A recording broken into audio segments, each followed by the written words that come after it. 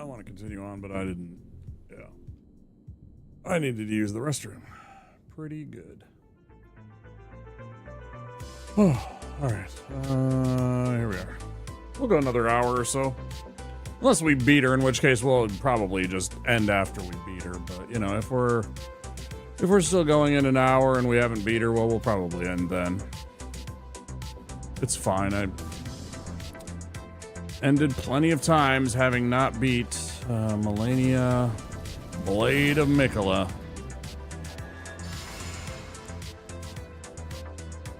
Wouldn't be the first time.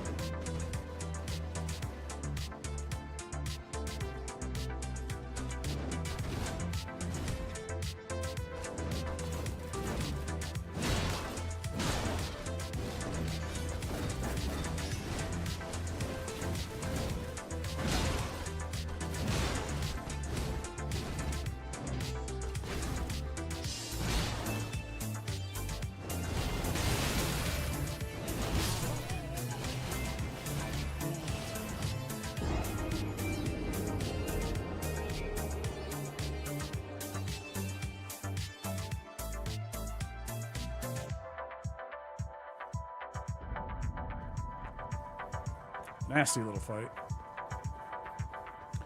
Nasty little fight.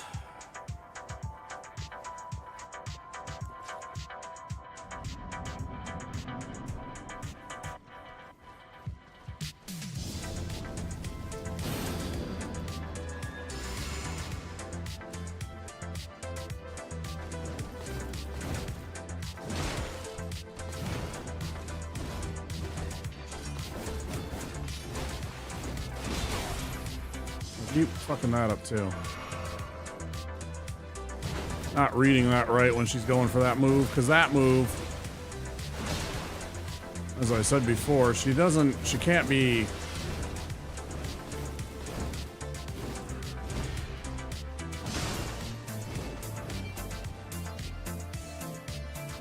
she can't be staggered out of that move.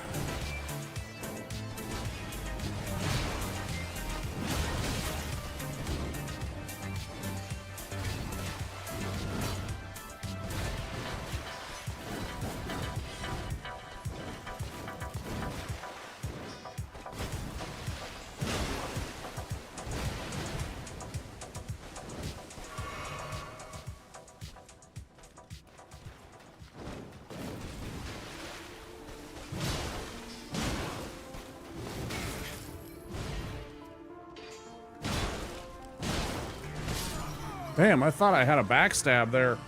I was there. Shit. Huh.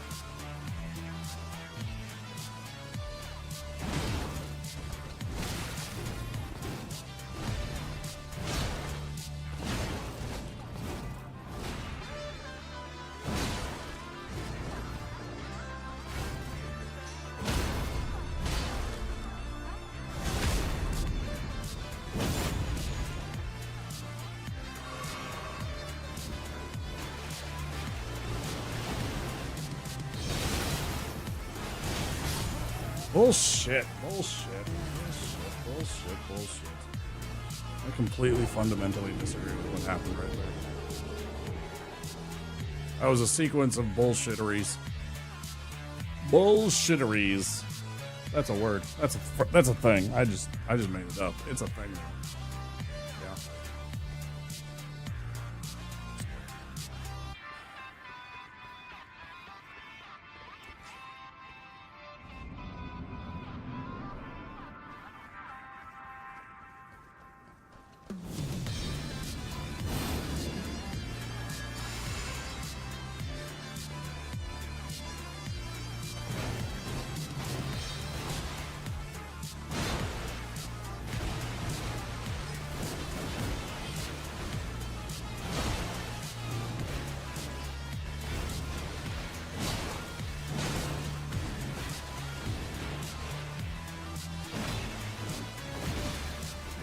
Like, that's bullshit.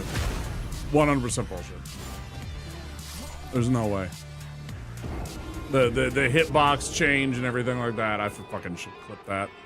You can see what nonsense that absolutely was, because that was complete nonsense. Some of the moves in this game are just absolute bullshit. It's just so disappointing when you see programming decisions like that make that happen, because there's no way. There's no way. I was in the middle of my roll. I was nowhere near her hitbox for where that should have hit. No. There was a number of factors going on that I call bullshit on.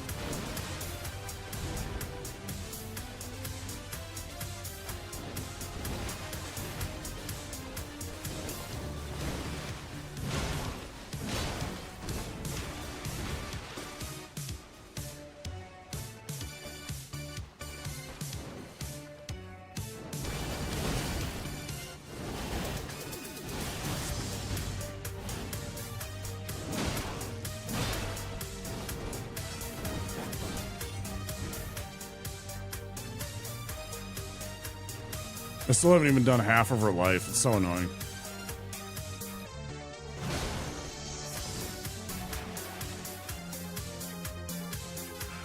I'd love to make a build sometime and just figure out what exactly it is that they do, that some people do, that just 2-3 hits and she's dead. I don't understand it. There's just so many stacks of damage, I guess, but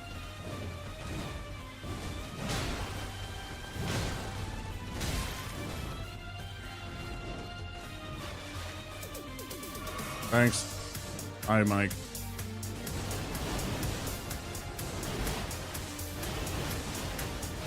Another lonely night so far for Womp. Dead? Oh wow, I lived.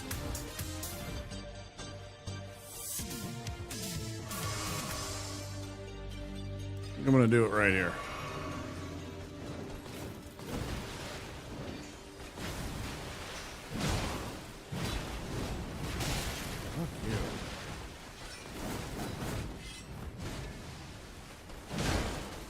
How's Mike? Good to have somebody here to chat. There's been people that stopped through, but it's been a few hours since anybody said anything.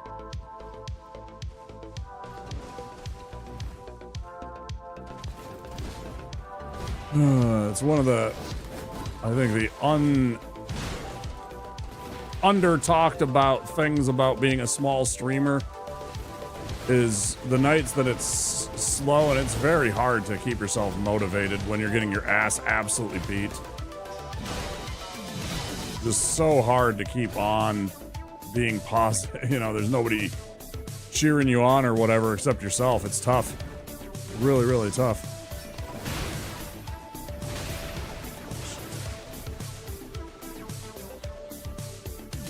Nobody been talking to you either.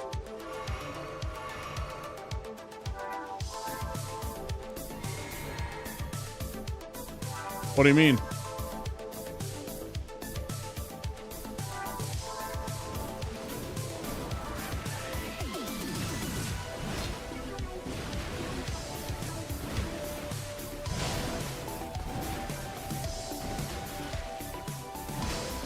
Fuck you. You mean IRL and shit?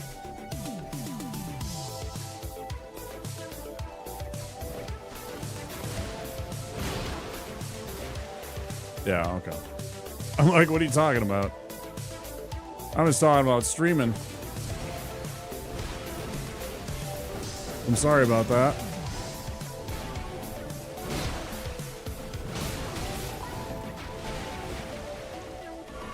I just want to make it a phase 2. At this point, I'm still, you know, warming up, as it were.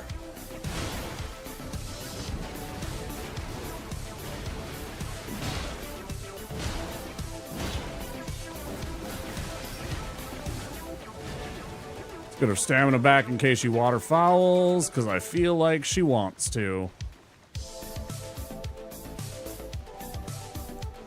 Let's find out if she does. Nope, not yet. Oh, she does.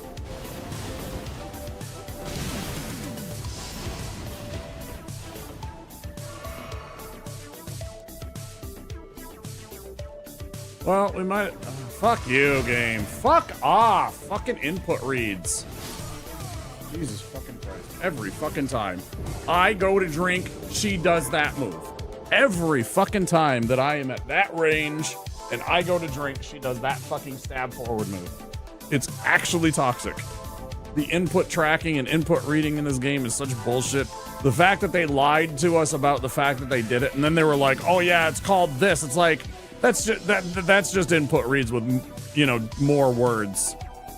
It's been a slight development, though. There's a chance I might be going from operations into systems at your job. If the schedule and training can work out. Hey, so that'll be a promotion?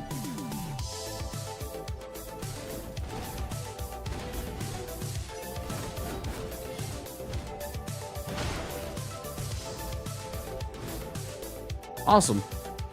I hope it works out. I really do.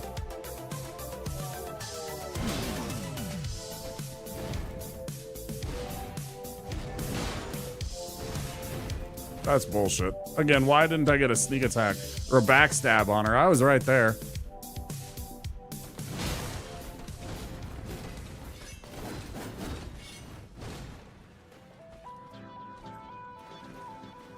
Often get fired? So it's one of those job titles that has like an overabundance and too much responsibility placed upon them, huh?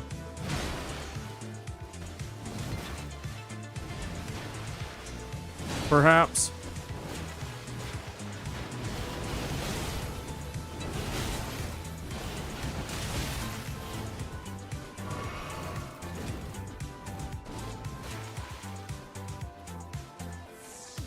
Interesting.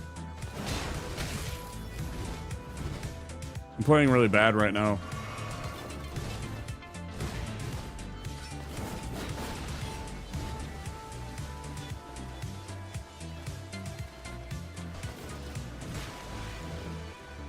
Another waterfowl, huh?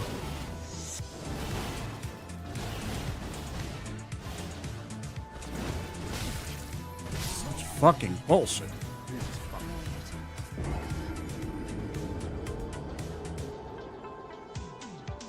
Worried if you can hack it.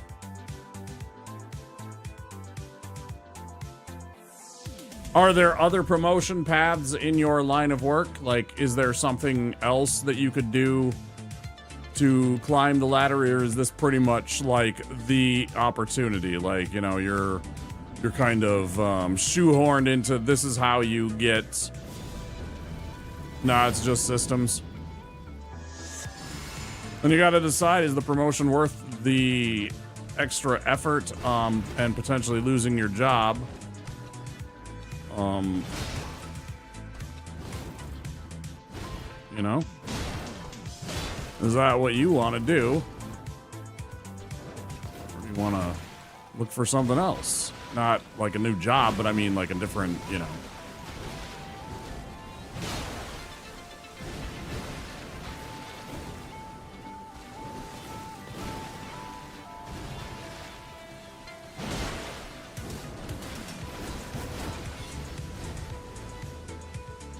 You'd go back to ops.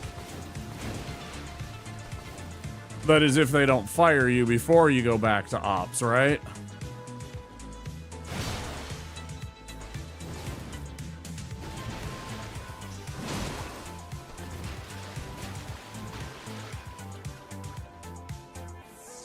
Mm-hmm. Well, whatever it is, keep us informed. Best of luck.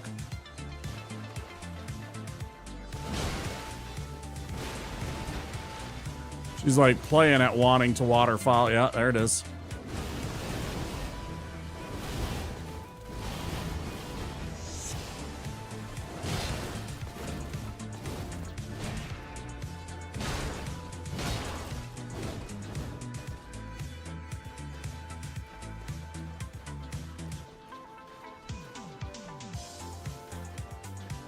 And of course, the best place to do any kind of updates would be to join the Discord, my Discord, and, you know, talk about it in there.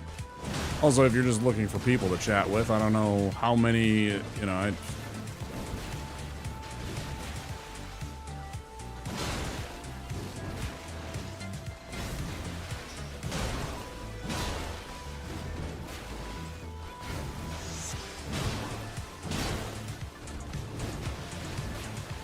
can't guarantee that people will respond, but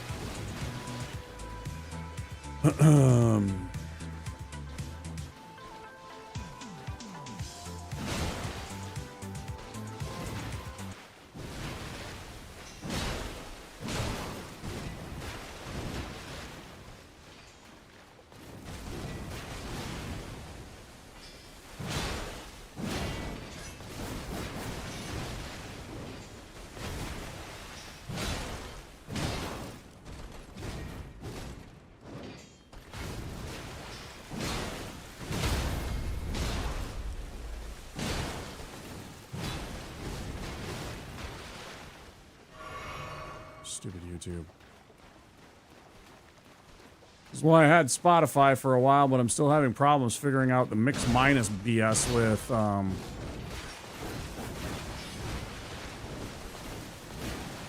keeping the sound from appearing while also not messing with my stream alerts, you know, bits and subs and donos and whatever.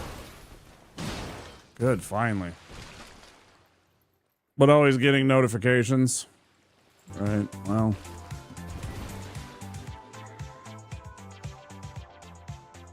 Of course.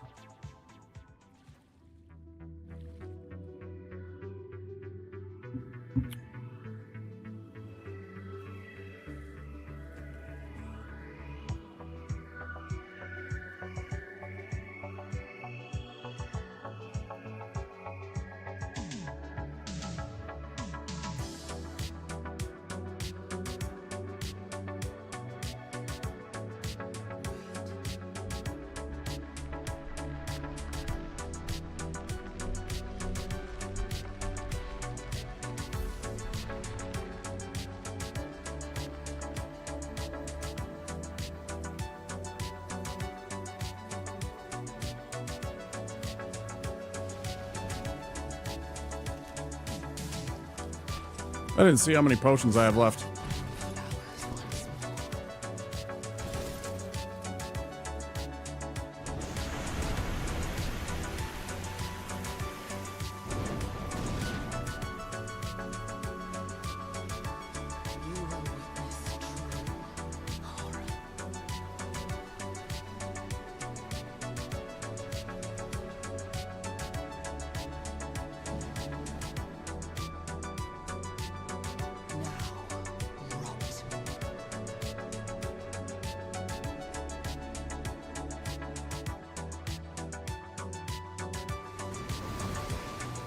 Oh no. God damn it. Fuck. I wasn't fucking tabbed into the fucking game. Shit.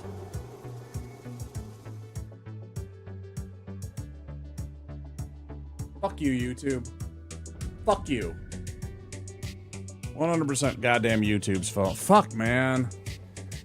I mean, it's my fault too for not thinking about it in the whole time that I was sitting there during the cutscene, but my mind was a blank on that. Fuck. That was a good fucking run. Wasted by a stupid YouTube. Are you still listening to the music? Yeah. Yeah, we are. Actually, dickheads. You know when I won't be? When I turn off the fucking tab, or when I close the tab.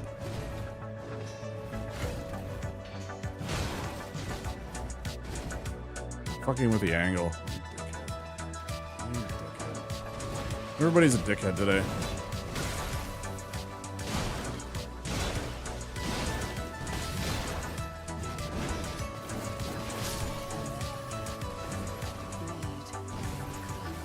Yeah, it's super annoying.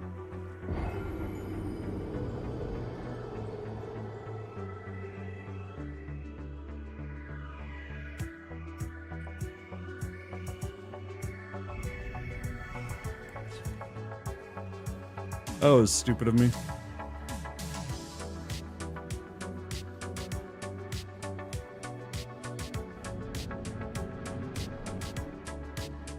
Oh, I forgot to add it onto my current scene. I should have done that. I didn't talk about it yesterday, but I added in a goal onto the stream. You know, a visible goal. I wanted to...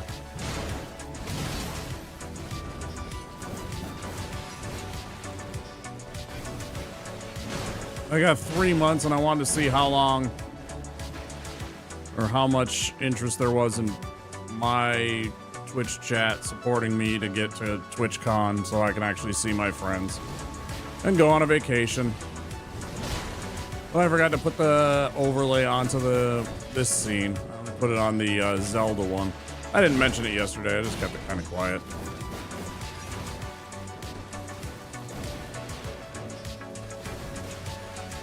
Oh, you saw it yesterday. Yeah, I was, you know.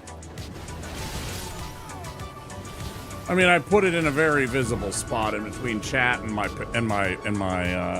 camera, so that it was. I don't want to go to California. California's fine with me. It was a little warm.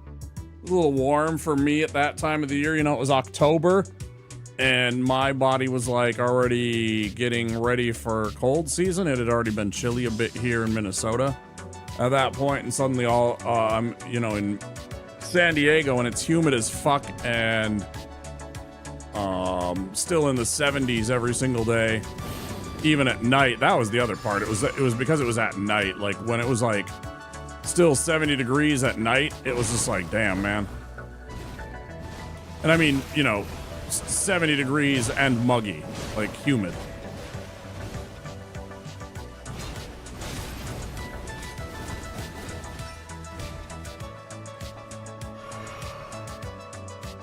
Let's start over. You were fine with Las Vegas? You're about the only one. Everybody else complained about Las Vegas. Complained about the venue, the distance that you had to travel to get to the convention, the road construction that happened to be taking place, just so many bad things about it. Lots of people were also complaining about the weather because it was so fucking hot. Even though it's a dry heat, it's still just hot AF all the time. Unless you're like actually out in the desert and everything.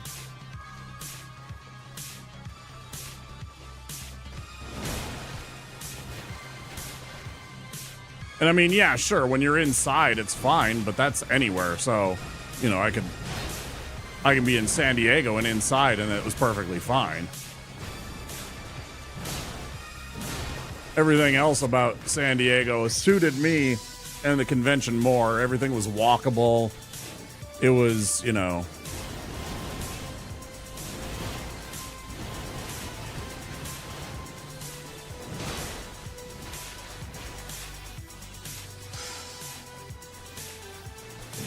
I actually had wished I'd booked a place closer, and instead of renting a car, I wish I just took that extra money and put it into the hotel room, and just, you know, because I got something that's a little further away to save some money, and then I got a car because thinking I would need the car, but really I could have done without the whole car. Simply Ubered to the hotel, you know, or caught a cab or whatever, and then back to the airport. Fuck.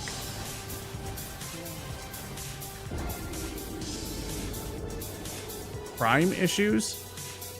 There's no crime. I don't understand when people talk about crime. There's not much crime. I think the crime has not been, violent crime especially, has not been as low as it has been in 50 years. Like, two whole generations haven't known crime, violent crime. It continually goes down. The idea that there's crime happening, rampant crime in America, is not at all true. Again, it's the lowest it's ever been.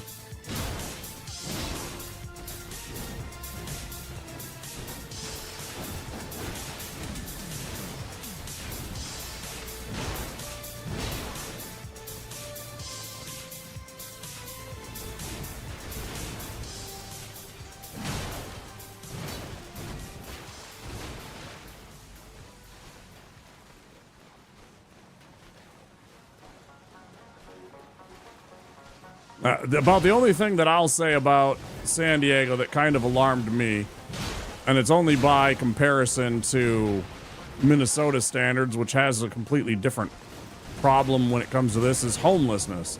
The homelessness problem that exists in California and was evident in San Diego specifically was very in your face the whole time. There was no getting away from it. It's because it's a warm weather state and a warm weather location in that state, right?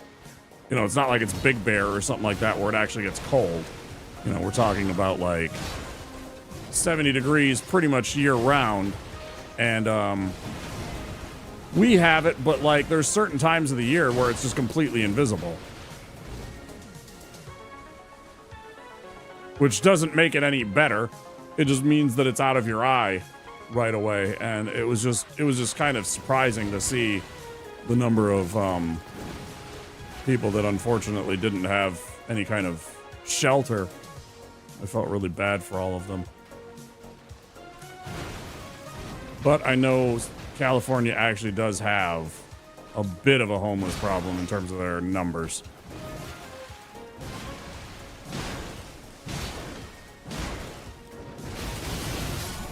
Damn.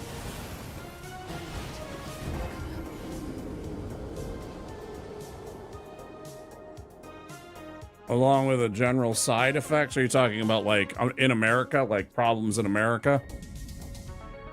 Like employment and housing and everything else, and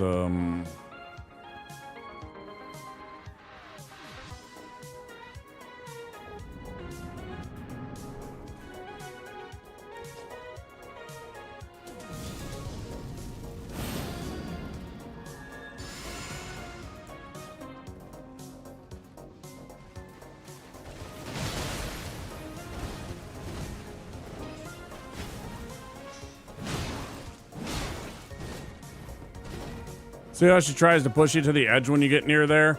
It's so annoying. Like, it's a very deliberate... And then she takes her time because she knows that I have these buffs. Again, tries to push you to the edge. This is one of those bosses where you can use it like I've been.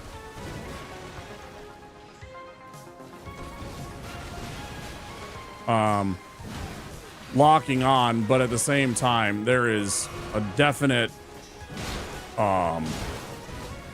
conscious effort by the AI while you are locked on, especially to try and push you to the edges of the game map, trying to force you over to there to get an advantage with terrain. If you're fighting here, it's flat and it's fair. But it constantly loves getting you on those routes, places it can take advantage of.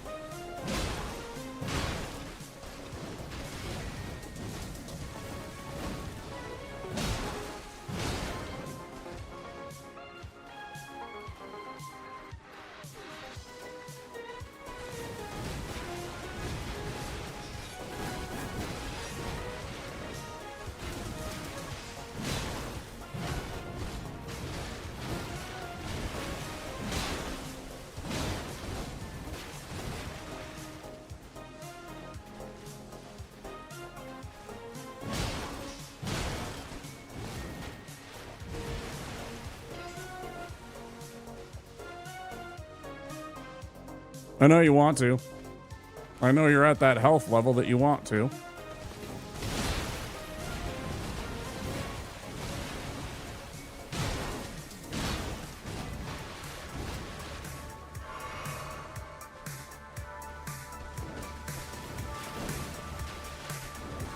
Stop it. She's trying to get me so she can waterfowl at close range. You can always tell by the type of attacks that she's trying to do and the way that she's walking and being very passive. She's trying to get me to overcommit right now.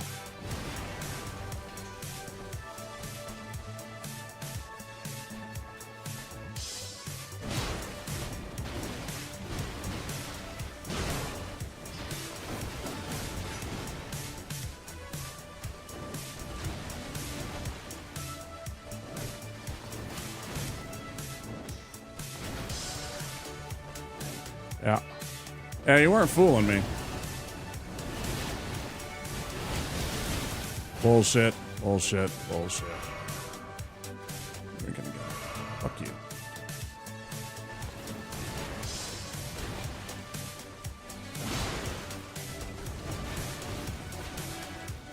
I'm gonna let you push me to the other edge.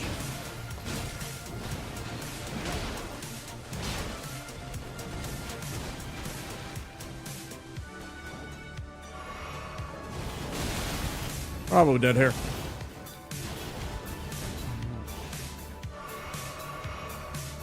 We got the good dodges. So I'm down to 4 flasks plus my physic. Still haven't even gotten to phase 2.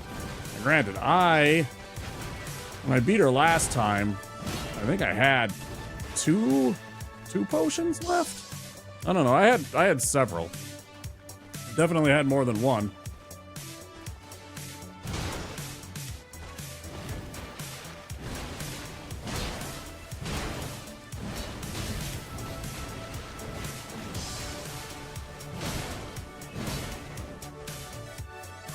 Three potions.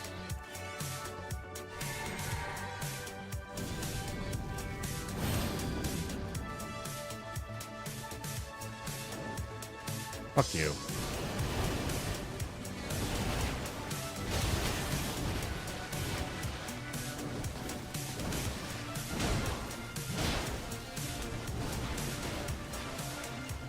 Two potions. Nope, that was the wrong thing. That's really bad.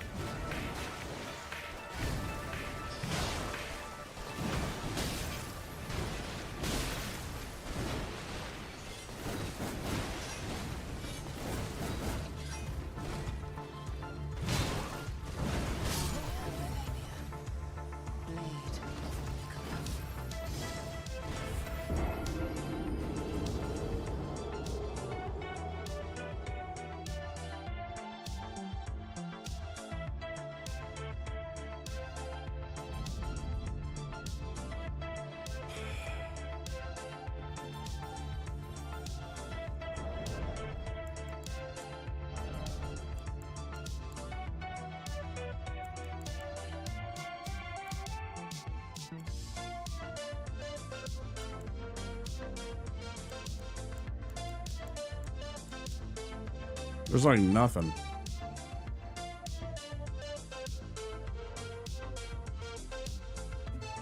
Because honestly, it's not helping me on phase 1. I don't know. Let's try this.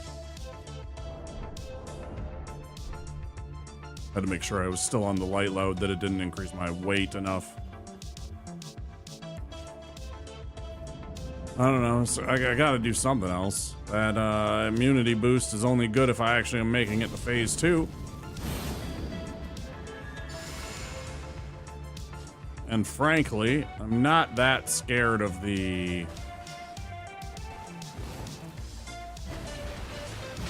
Scarlet Rod. It's only on a couple of attacks. I know how to generally dodge those. If we can get there. Easier said than done.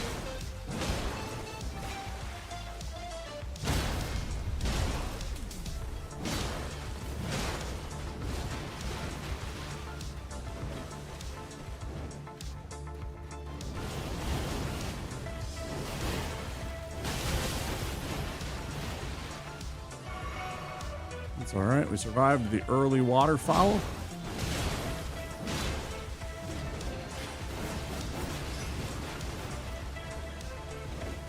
The very expected early waterfowl when I got that visceral attack, or stagger, excuse me. Didn't actually get the visceral.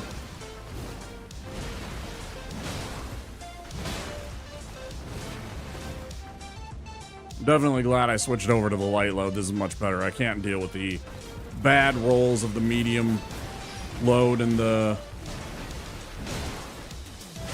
iframes that I, generally speaking, lack.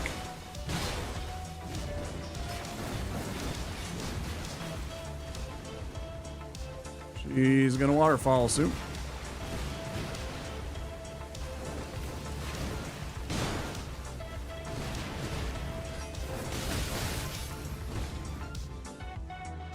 I'm actually very, very shocked she didn't go for it right after she had me there. She does that so often when you're low health, hoping to catch you, because if you get caught once when you have low health, you're dead. Like, even if she hits you once, a lot of the time she'll just kill you outright. It's so frustrating.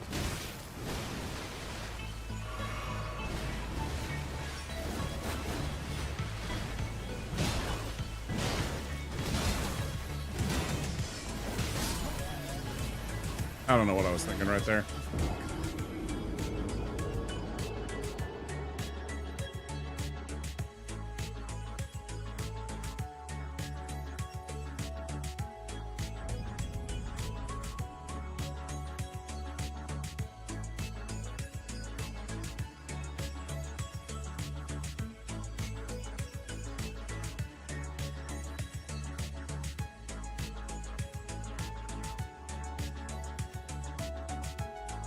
Well, let's take this takeaways. Again, there's no evidence of high crime in any part of America. You can go to the FBI website. They have violent crime statistics there. You can look at them. Again, not since the 70s have we seen this low of crime rates. And we're talking about the early 70s. When it comes to shoplifting is a side effect of low wages, lack of access, and necessity. People don't shoplift because they want to get rich. People shoplift because they need things, and they are willing to take chances in order to get whatever they need. Now, that may be shoplifting this PlayStation and selling it for, you know, $50 so that they can go and do whatever it happens to be. It doesn't really matter. Again, the reason why they need to do that is because they have lack of funds. And they have lack of access to things that are making it sustainable and livable here in America.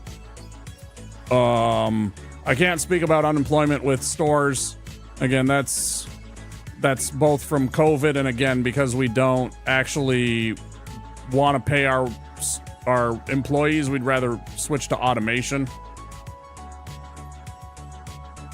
And how does what happen? You can't just say that and then expect me to know what I was saying at that exact moment. Dude, COVID is still happening. We have had our highest levels of infection of COVID in many places around the world than we've ever had, including during the peak of the pandemic. When we were down in lockdown, the governments just don't give a fuck anymore. They don't cover it because they told the media to stop covering it, because they wanted to blanket it and put it under the rug. It's still happening. People are still getting sick. Less people are dying because we have access to things like Paxlovid and we're smart about what we're supposed to do. We understand it better, but that still doesn't make it any less effective. But what it did was it created this collateral effect of unemployment because places got shut down and got consolidated. And suddenly we're, there's less places to work. So there's less employment overall.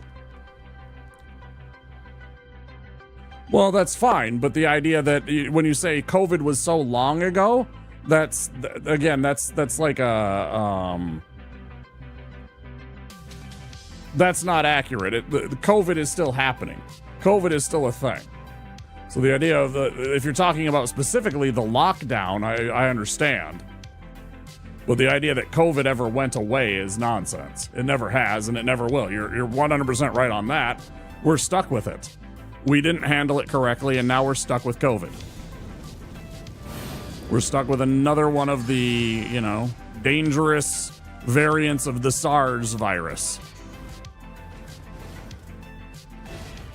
Yeah, again, because governments wanted it to stop because they were scared because it was absolutely crushing every single bit of the economy, and they weren't making the money. They weren't making like in the United States, they weren't making the tax dollars necessary that they needed to sustain things, specifically, of course, the military-industrial complex. Because all of a sudden, they didn't have all the funds.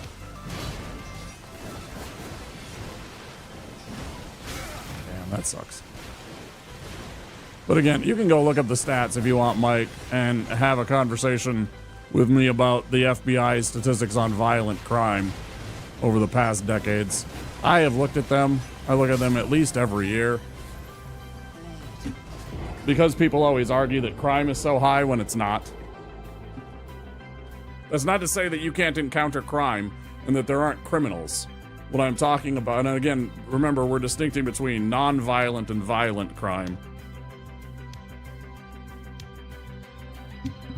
Violent crime being stuff like burglary, or I'm sorry, what do you call it? A holdup, assault, murder, rape, all the terrible ones.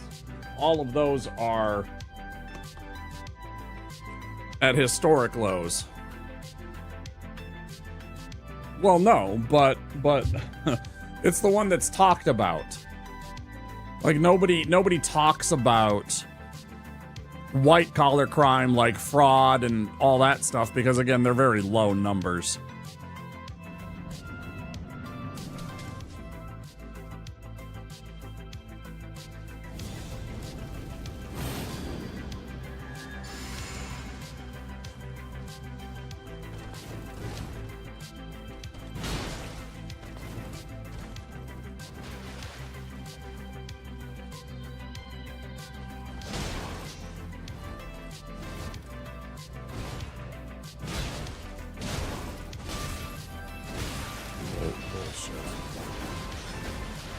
Hi, Kayla. How you doing? Welcome in. Fighting some Melania. Having a conversation with Mike here about whether or not California is what it... I mean, I liked California when I visited the one time, but it was the one time.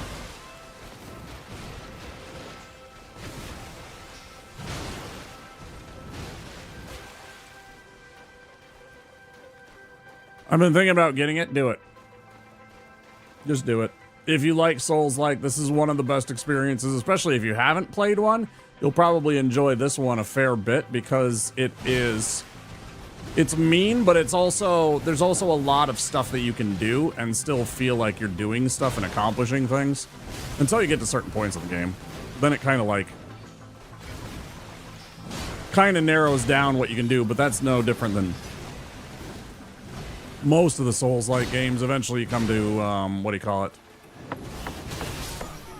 That's terrible.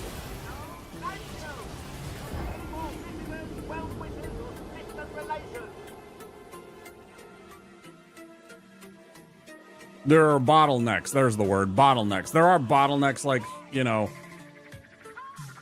if you want to go fight Melania, I was just encountering a bottleneck earlier. You know, you have to go a certain path. There's only one way to get to Melania. Did I just crash? Did I just fucking crash? Did the game just crash? The game 100% crashed on me. Didn't it? Yep. Well, that's a disappointment.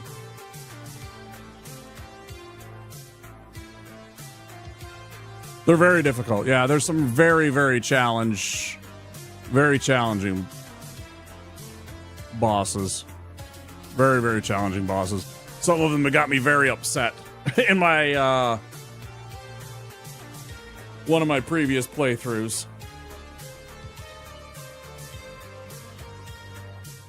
But anyways, I don't know what to say, Mike. If you don't want to go to California, don't go to California. Nobody's making you spend your money to come to TwitchCon. You should if you can, but if you don't want to, you know, I mean, you know, maybe you don't want to go there. That's fine. I want to. I would like to.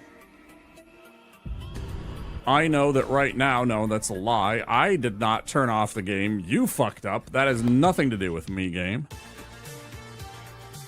Is it true that the game doesn't follow a story route? I've been told that it's more of a free-range game. It is open world, yes. So when you get into the game, yeah, you kind of start down here. This is a very big map, by the way. Like, you can't understand the scale of it until you start running around through the world, but it's freaking huge.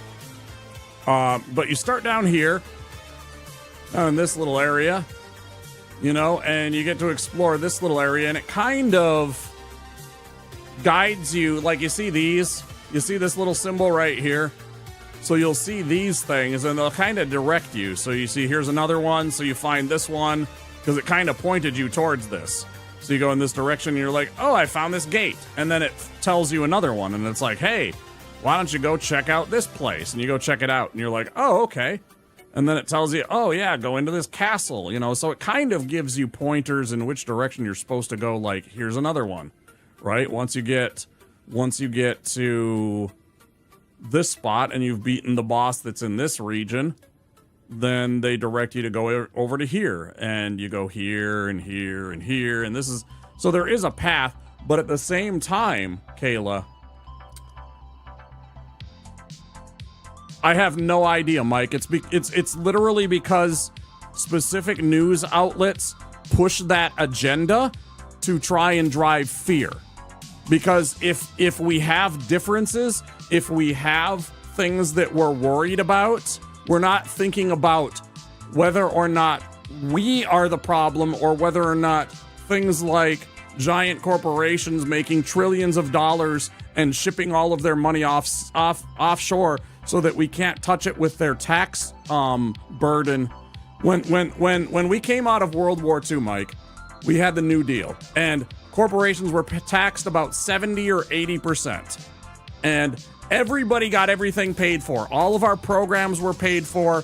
We could still afford the military, and we could also afford to, like, do things like help people out with college, buy a house, pay for a car, pay for good wages, you know, doing all these things. And corporations were still making a profit. They just weren't making the profit that they were today, okay? So all of a sudden, when we have these media sources pushing the idea that we need to be fearful, we stop looking at what's actually going on, that there's legislation that's in place that prevents us from taking care of ourselves and each other because we can't afford those things. And so they have to try and deflect blame to things like, ooh, it's scary, there's crime. Ooh, look at that person, they have a different colored skin. And it's a bunch of bullshit. Number 20 for property crime. So, like, not even barely in the top half, right? It's also the most populous state in the entire union. So there's more people in there, but it's still only 20th. So in other words, it's not actually pushing its own weight. If it was accurate, if it's the #1 state in population, it should also be the #1 in property crime, for example. But it's not, which means crime is low. I bet if you go and look, you'll find that most of the places that actually have high on the list of property crime are actually states that are very low in population. Okay, DC is actually a populous location. Also fitting that it's, the seat of power. But I can't account for that. That's also not a real place, according to Congress and their ability to vote. They don't get a congressperson. They don't get a senator. They get nothing in DC. It is basically a dead zone in America when it comes to representation. So I can't account for the District of Columbia. It's a large city. I don't really qualify it as something that should be on the list because it's only one city. And so it's going to look bad per capita compared to a place that has millions of people. But again, if you compare it to Wyoming, it's not a fair comparison. Wyoming has 500,000 people in a giant state. So per capita crime is going to be low versus DC. It's a very small city full of people, 5 million people, something like that in the region. So it's tough to compare that. I don't think DC should be in that list. Anyways, sorry, Kayla, I got distracted. I do want to continue this conversation, Mike. I enjoy this. I enjoy this back and forth. So yeah, eventually you can go wandering off. The second that you get out of this gate over here, where is it? This place right here. This is where you start the game, the whole entire game. Oh, I'm sorry, it's actually here. You start the game right here. You can go anywhere you want right away. You can run over here and go all the way over here and get your ass absolutely beat up over in this red area called Caelid. Now, unfortunately, you can't. Actually, maybe you can. I think they have found skips that actually get you past. So you're supposed to have fought a boss in order to get through this area, but I think there might actually be a skip or a way to get around this. I don't remember exactly that, Kayla, so don't take my word for gospel. Also, you might have been gone from ads. I don't even know. Property crime numbers are going down too. So again, yeah, things like burglary, breaking and entering, all of that stuff are also, again, yes, record lows. Well, not necessarily record lows, but low compared to times before. And again, when we look back at those numbers from the 1970s and the 1980s, you have to also understand the amount of population growth that has happened in the last 30, 40 years in America. We have seen a tremendous spike in population because of all the immigrant population that's come in, and all the, just birth rates, we still have, we're still making babies, but then we're also still land of the bring us your sick, bring us your tired, bring us your huddled masses, which I am glad we do, right? I hate the idea of keeping people out. I want that culture and that mixing pot of America. It's one of the things that makes us the great nation that we do. I love being able to walk in and smell food that I have never, ever experienced before from people that I don't necessarily know. I think that's wonderful. That's part of what makes the American experience. But again, they try and drive those differences apart from us so that we're scared of that person rather than, try and figure out what we like about it. How incidents like riots are counted, I have no idea. There's probably a specific category for them. They're so rarefied that they're such a minuscule part of crime statistics. They really don't they don't happen much. I assume that you're trying to put January 6th crime potentially with the District of Columbia thing. I don't know. Maybe you're not. Maybe I shouldn't put words in your mouth. But maybe that number spiked that or something like that. I don't know. I really don't know. That I couldn't answer. I don't look at that kind of stuff. I look at, again, most violent crime, which, murder, rape, assault, Still haven't done this. I hate this area. This fight and this run through this poison bullshit, and then you go to fight that bell-bearing hunter guy at the end. Absolutely obnoxious. I think he has the Darth Vader lightsaber sword, though, if you kill him. I think he's the one that actually gives you that sword. Oh yeah, I forgot I didn't kill this Erd tree. I still haven't fought the adult and beat the adult Falling Star Beast. I absolutely hate this fight because of the giant size of those lightning fields that it casts. So annoying. But if you're interested, Kayla, I'd say get the game. If you're there, get the game. It's fun. Well, certainly, yeah. They're definitely going to categorize, and you can search individual categories. You know, when you Google search, there's all kinds of categories that places like the FBI and I can't think of the name, the Department of Homeland Security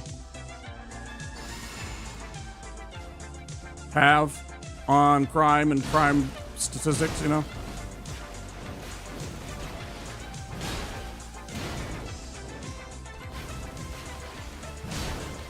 Statistics they keep track of all the time.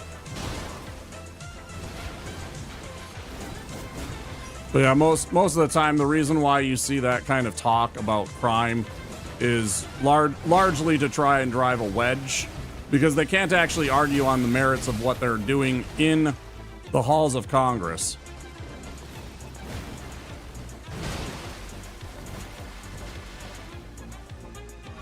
They don't want you seeing what they're doing to our nation in terms of, like, passing legislation that makes things harder for Americans to survive.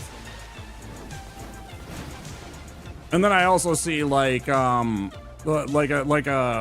headline that actually pissed me off, like genuinely pissed me off, was you know, people want to blame Biden for the economy, but it's at its strongest in 50 years. And I'm like, yeah, it's at its strongest for 50 years. For people that have, like, you know, tens of thousands of dollars invested in things like the stock market. Business owners.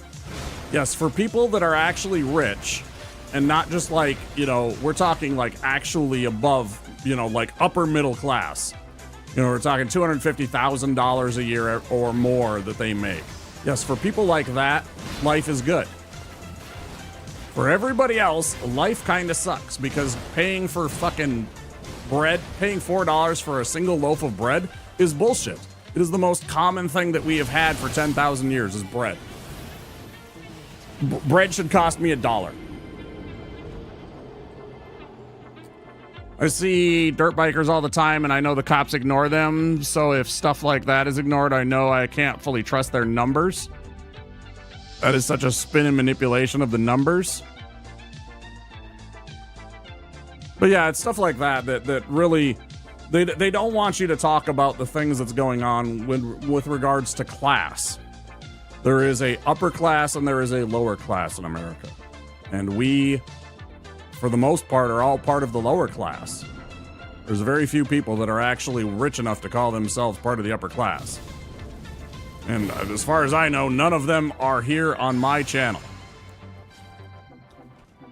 They don't want to talk. They don't want you talking about the fact that it doesn't matter that that guy's from, you know, somewhere else and immigrated here and is a completely normal, regular person just like all the rest of us. No, they have to be like, he's other. You know, to try and drive a wedge so that you're like, oh, what are they doing? Is it them that's bringing the crime? No.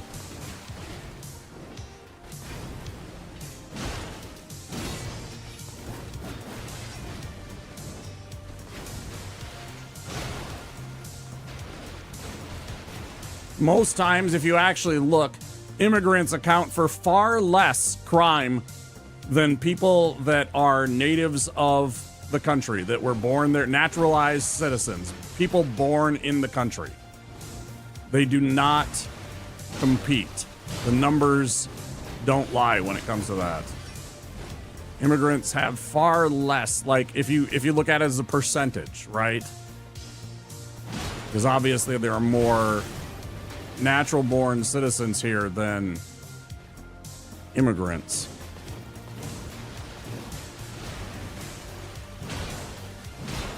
But it's just to create a wedge. To try and make everybody seem different. No, they are not.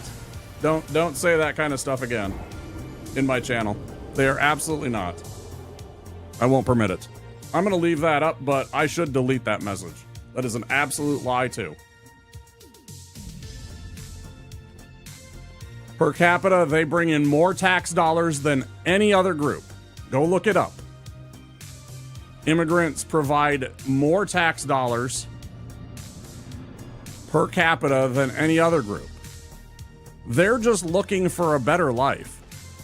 They're not a drain. They're not a burden. Again, this is some, I don't know where you're getting your information. I have facts galore.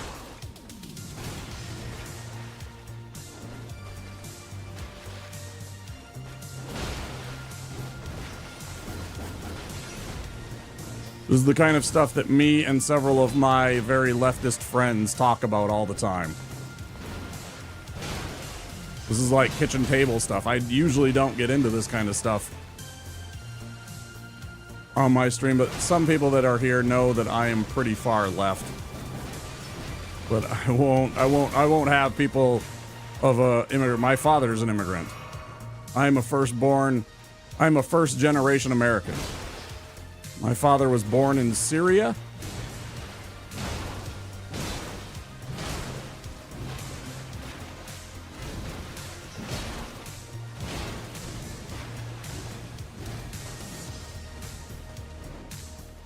Immigration is part of what makes America great.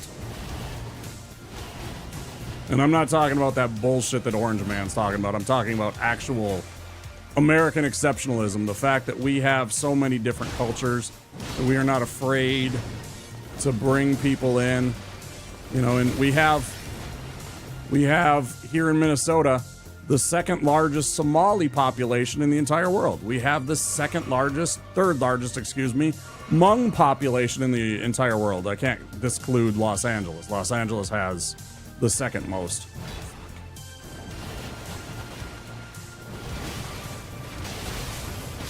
Damn, I almost got out of that. I'm just coming in, so I might have missed a vital point, but I think there's a main difference between immigrants and illegal immigrants in this scenario. Everybody was illegal immigrants when they came in. Do you think the Italians or the Irish back in the 1900s were legal immigrants, most of them? No, they just got on boats and came over here. They didn't have papers. They didn't okay it first. They got on a boat and they came over here. Then they stopped in Ellis Island and they said, "Hey, give me asylum." There's no food in Ireland right now. I can't pay for my family to eat. And I'm talking about as I have some Irish ancestry, right? This is stuff that I had to read about with my family. They moved over here because there wasn't any food. There's tons of the idea of illegal immigration. Again, it's a misnomer to try and drive the numbers. Are they higher? Yes. Why are they leaving? Why are they leaving places like Nicaragua? Why are they leaving places like, Honduras? It's because there is violence happening in their cities and their country that they can't deal with, and they just want a regular house where they can live and raise their kids and, live in a house. They don't want anything that any of us want. They just want a place to live where there isn't death squads. Did you read about how Chiquita had to pay millions? It's so sad that they're paying millions and not billions of dollars. But they finally had to admit in court that they were responsible for violent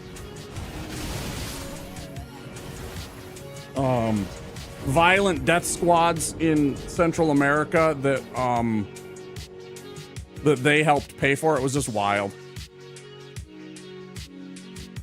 If they were rejected, they had to go back. I don't really see why people would be rejected.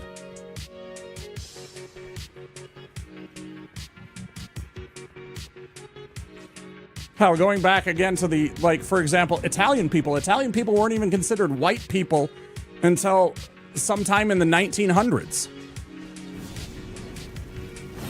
People from the South Mediterranean area, or from the Mediterranean, from South Europe, weren't even considered white people until like the 1900s. Like, you go back to the 1800s, they were not considered a white person. Italians and Greeks and places like that. The idea of race is a absolute nonsense, made up thing by a bunch of assholes that decided that they wanted to write a couple of books and declare that this person and that was superior. And so they decided to start calling people white. What exactly whiteness is, I don't even know, because after all, at the exact same time, there were 6 immigrations that came out of Africa when we all started migrating out of Africa. It's in your, if you want to go and read a history of, you know, human history, where we came from and everything like that. The second great migration, the one that brought Caucasians to Europe and stuff like that, also included the people that now live in places like Pakistan and India, and also the people that live in the Middle East, like my ancestors, right? Some of them stopped in the Middle East, and then the rest of them either continued north up into the Caucasus Mountains or east over into the Indus Valley. So, like, the idea of what white people is, I mean, are people from the Indus Valley, since they're the same migration, are they white people? Because they say they share the same DNA.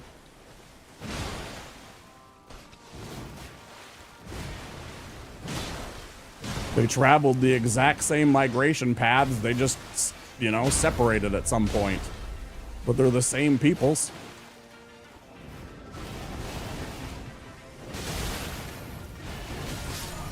Yeah, some people have been turned back, but it's such a small number.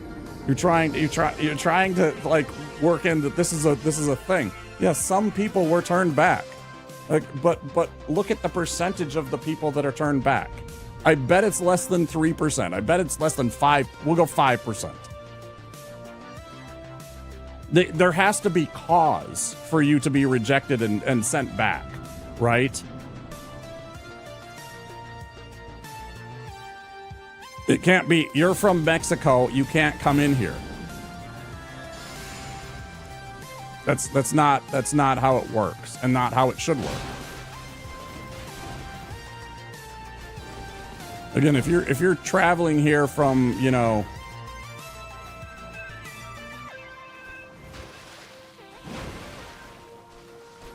parts of Central America that are seeing uptick in violence,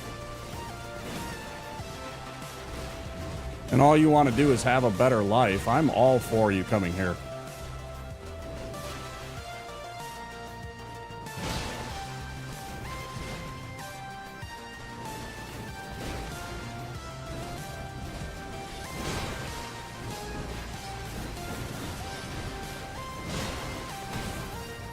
And I mean, unless you're like a full-blooded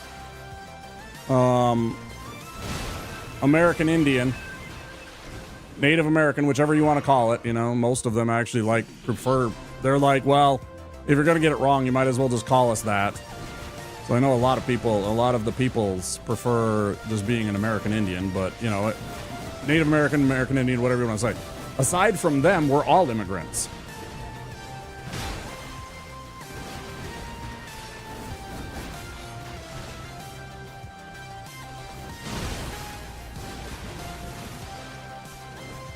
Now, of course, you can argue that everybody traveled here from across the Bering Strait during the Ice Age. But regardless, they were the first peoples.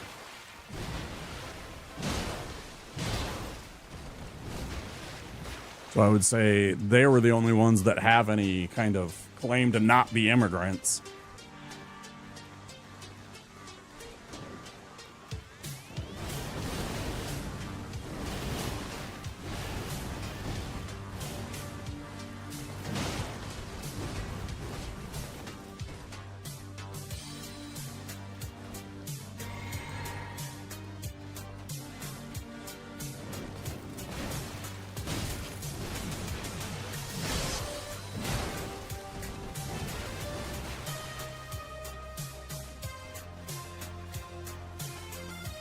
Well, it's a discussion about, because most of the time when you talk about immigration, you're talking about brown and black people, right?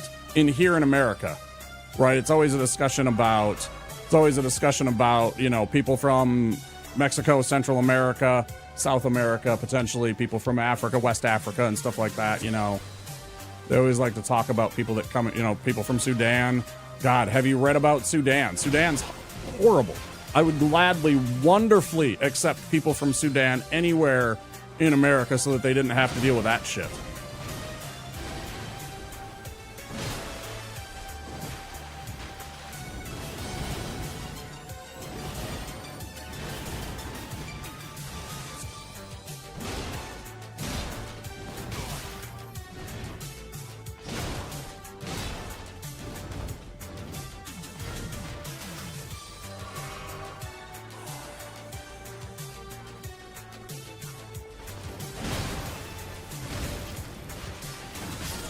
Damn. So if you ever talk about immigration, most of the time it's the idea that somehow it's these people, again, that don't look like white people that they want to target because they want to drive a wedge between us. Rather than talking about, you know, why are corporations paying less than you in taxes every single year? You know? Why did Apple pay an effective 0% tax? And probably paid effectively when you take all of their tax write-offs and all the stuff that the lawyers can come up with, how they pay 0 and work it all out. It just boggles my mind. It's all smoke and mirrors to try and prevent you from seeing what's actually going on.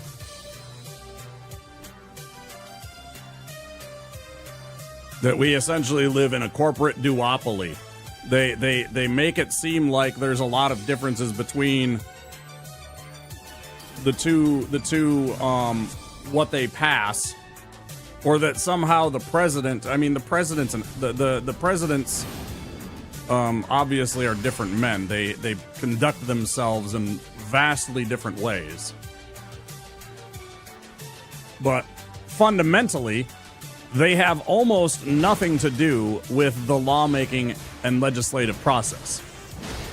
They pass the bill, or they sign the bill when they decide that they want to sign it. They veto it when they want to try and kill a bill or to make Congress find a better middle ground. But it's always the Congress that we continually send back to Congress because we don't pass term limits on these people and force them to actually go and, you know, do their civic duty. You know, when you go to Congress, you're supposed to do things that are for the betterment of people. But then they sit there for 30 years in Congress.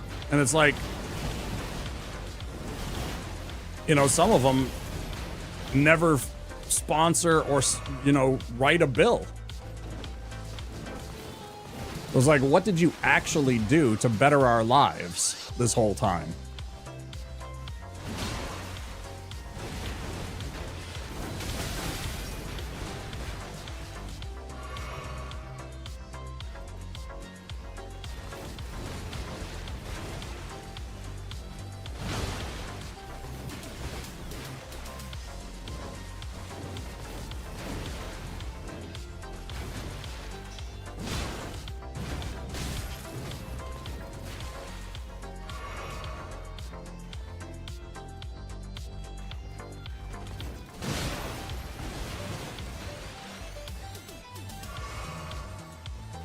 Seven potions, not even to halfway.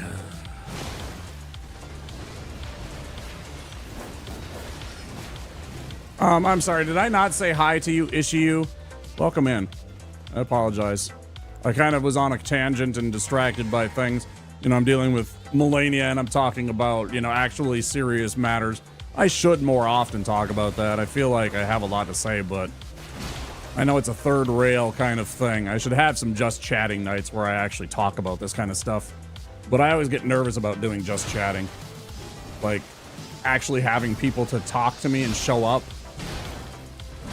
and have a conversation, you know, like I got so many lurkers, I don't know how I would deal with a just chatting stream with, you know, most of my audience being lurking. And I love you guys that are lurking, but it makes it very hard to do something like a just chatting stream when nobody's chatting with you. If it's just you talking to the wall, it's very challenging. A lot of work, too. That's bad. Fuck!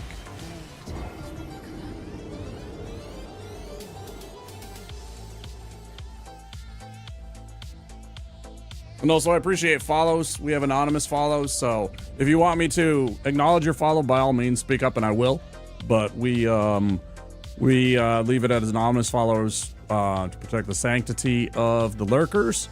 Also, anybody that's socially awkward or anxious, doesn't want to be called out, might feel anxious if their name gets called out and asked to speak in chat, you know, hey, how's it going? Blah, blah, blah, blah, blah. I mean, again, I appreciate the idea of engaging that person and wanting to have a conversation with them to try and get them to be a regular chatter, but at the same time, there's plenty of people where they just simply want to follow and chill and watch the stream, and we respect that. So follows. Oh, and also anonymous follows to prevent trolls from putting something that's nasty in a username, and then it pops up on screen and offends half of us. Well, actually, it should be all of us, but I'm just kind of talking off cuff right now. Hope you understand. But yeah, to prevent stuff like that,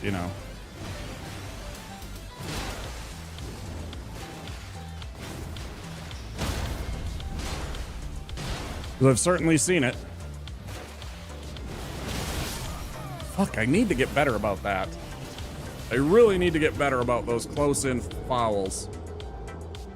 And it's so hard because you essentially have to unlock. I've been locking on.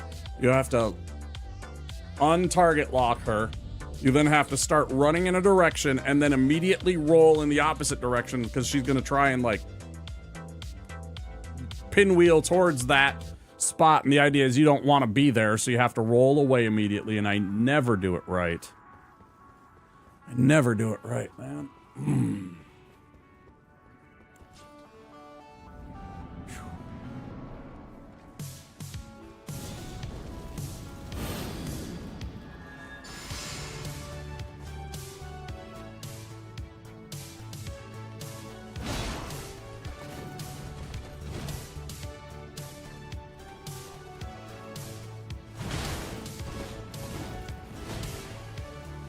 Well, the only thing that circling all the way back to TwitchCon, the only thing that I really don't particularly enjoy about being in California is the prices.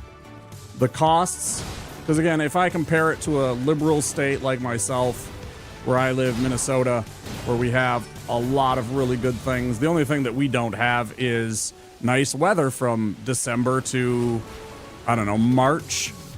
It gets fucking cold here for 3 months, 4 months of the year, right?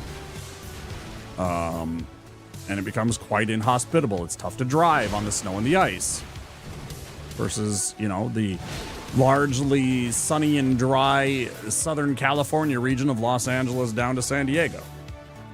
We don't have that. But if you look at cost of living here versus a place like California, and again, similar numbers in terms of things that are provided for the citizenry, we'll stack up against any state in the union gladly. We also are always in the top 10 in happiest and this, that, and the other thing. Great place to go for a career and things of that nature. So yeah, it's cost of living, and just costs in general for places and things in California by comparison. I was absolutely sticker shocked when I filled up my tiny little, what was I driving? They tried to give me a Dodge Charger, and I'm just no, I'm not going to drive around in a fucking Dodge Charger in California, paying, $7 a gallon for gas and shit like that. What did I have? I had a...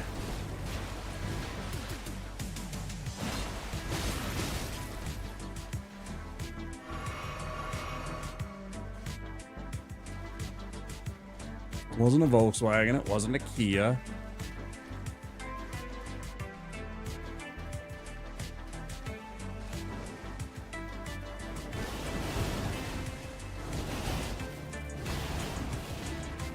After this fight, I will read that, Mike.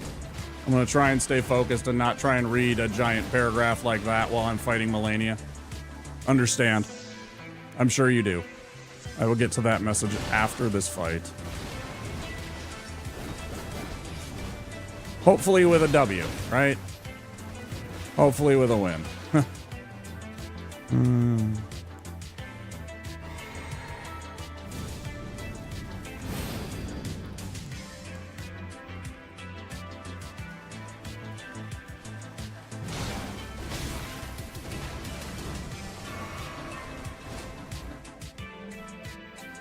Oh, I'm sorry. I said Mike. That's issue.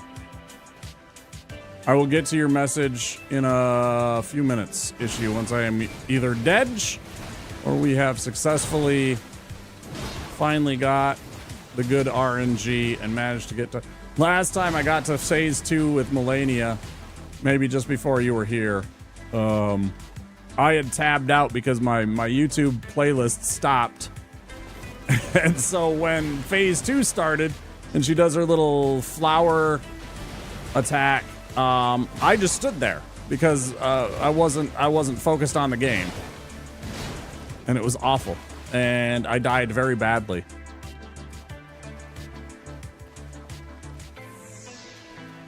Again, I will read that after the fight. Thank you for consideration. Hope you understand.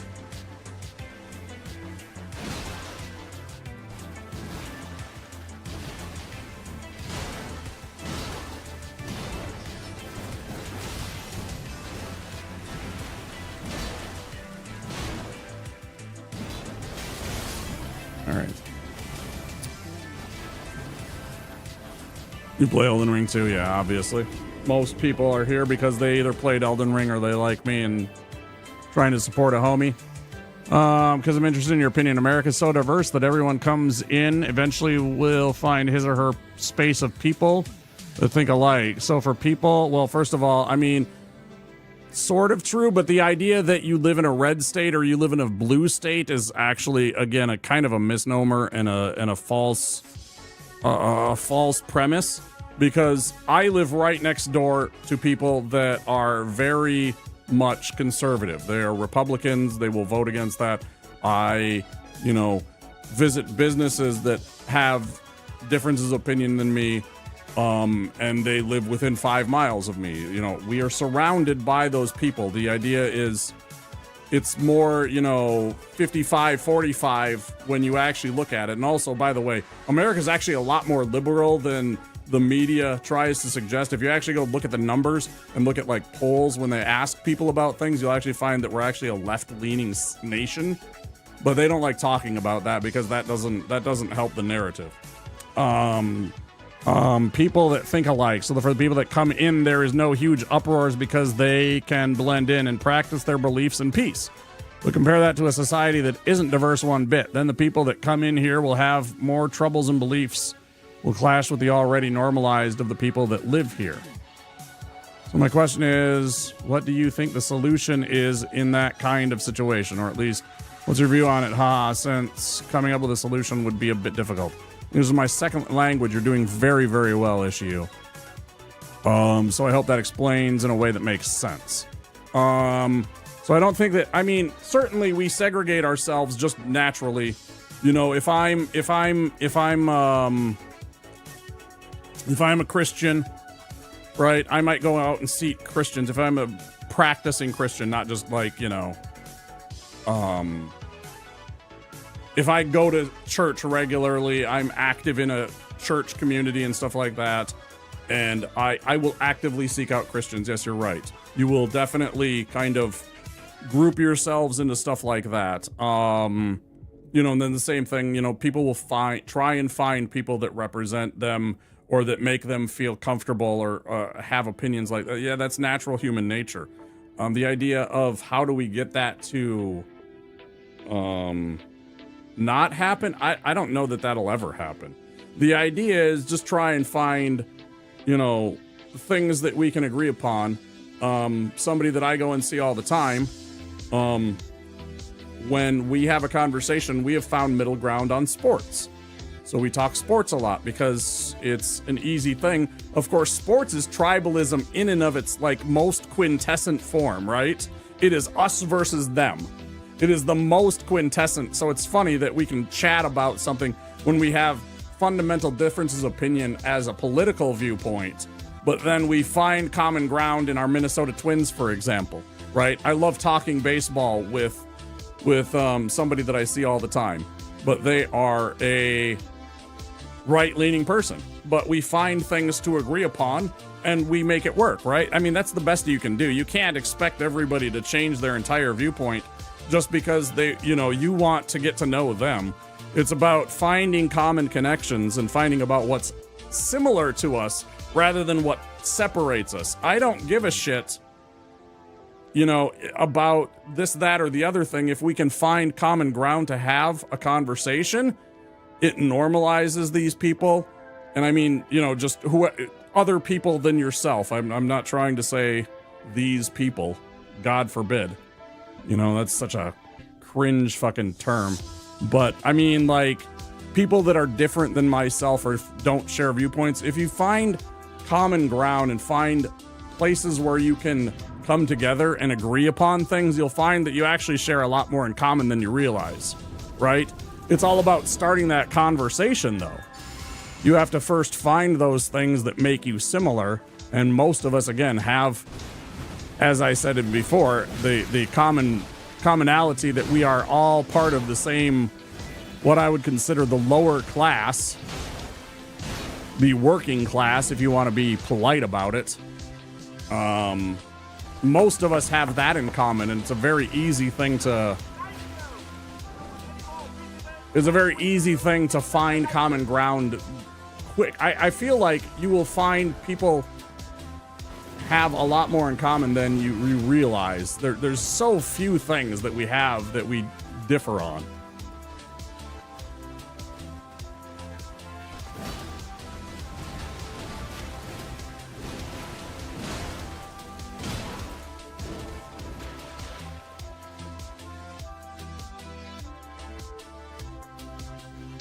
Now, of course, there are fundamental things that I will, you know, have giant disagreements with people on.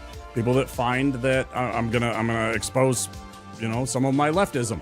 The idea that some people find that abortion access should not be allowed. I completely and 100% disagree with that. The idea that a woman's body is not sanctic and that it is not her choice is absolutely preposterous to me. It is an attempt at stealing somebody's body autonomy, and I will not stand for it. I will fight tooth and nail for the idea that, you know, that women should have the right to have an abortion. It's their choice. I don't fucking, it's every time, every single time. It's an input read. It's so bad. I'm gonna have to go to work, sadly. Have a good stream. Hope to catch you again sometime. It's nice to meet you, Issue. I agree with the sports because it shows you can have common ground with a person that is completely opposite of you. Yeah, 100%. It fine-tunes that tribalism, that notion of us versus them down to a fine point, right? A razor-sharp point. That's the bad guys. We're trying to score the touchdown against them. They're the enemy. But at the same time, if it's good and it's good sport, at the end of the day, it's so wonderful. Like, you watch hockey. Hockey is one of my favorite sports. We are huge on hockey here in Minnesota.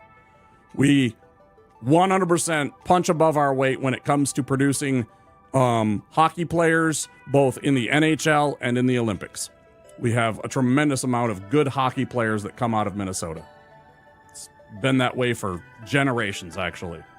You will watch these guys punch each other, literally punch each other in the face, trying to break their nose, right? You know, these enforcers, these goons, if you want to call them that.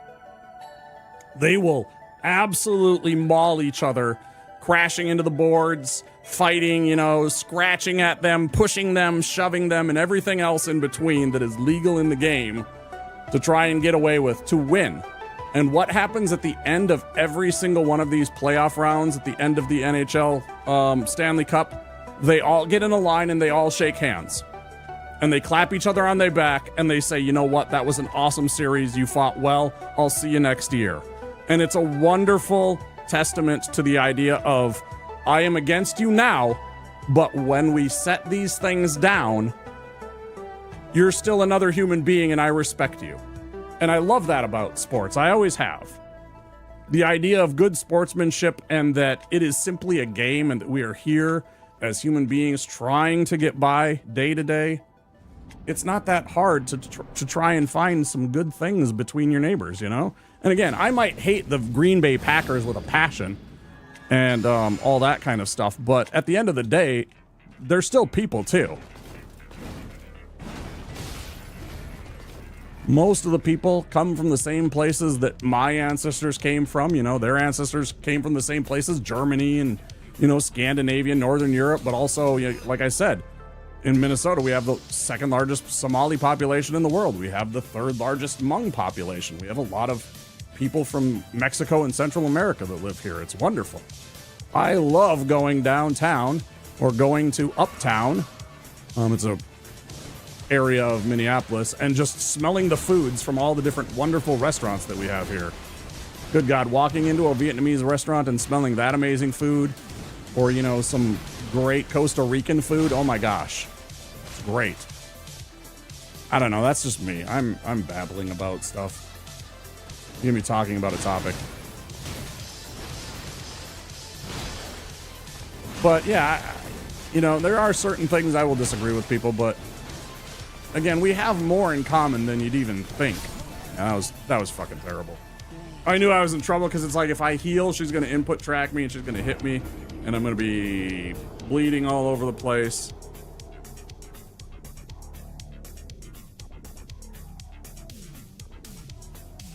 So yeah, we just.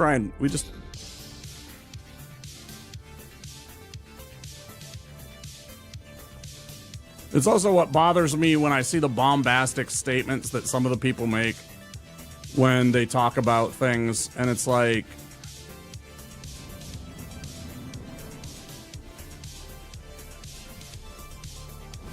I feel like they don't actually know anything about their own country, and it really disappoints me. Like, I'm talking about, like, when people, you know, talk about, like, oh, we should separate into red and blue states. You know, I'm going to talk about Marjorie Taylor Greene, right? Who I do not like as a person. I do not care for her as a human being. She says terrible things and lies, outright lies.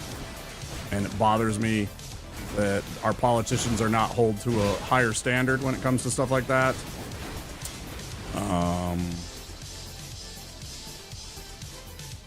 Yeah, I wish they wouldn't talk about things, you know, like they're talking about like war and stuff like that. It's like, are you fucking kidding me? First of all, again, like the idea that somehow you live in this place where, you know, it's only people that are Republicans in these areas. No, go look at the numbers. You know, in a place like Georgia, you know, it was like, oh, 5.6 million people voted for, you know, one guy and 5.5 voted for the other guy. The narrowest of margins, hundreds of thousands or tens of thousands of people difference. So the idea that there is this vast swath of different people, no, your neighbors are, you know, you're a Republican and you think that you don't live right next to Democrats. You think that you're a Democrat and you don't live right next to conservatives. You're out of your mind.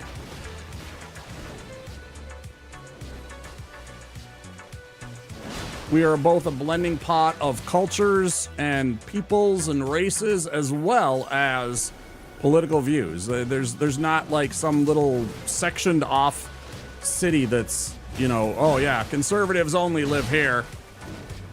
That's not how it works.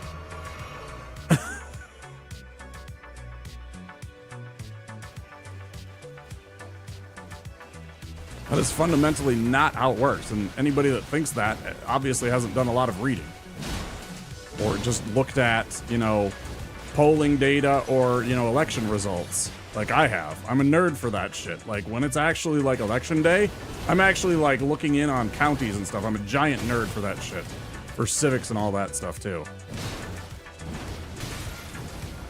I've never run for Alphix because I think they'd probably take me out. I'm too far left. Like Bernie isn't even a leftist. Bernie Sanders is far more centrist. If you go to look at like Europe, right? If you go and look at Europe and compare Bernie Sanders' policies and beliefs compared to some of the people in the parliamentarians in Europe, good God, he is a centrist. There's so many people that are far more left than him. It's crazy. But we have this notion that like they have demonized and polarized the notion of being a leftist.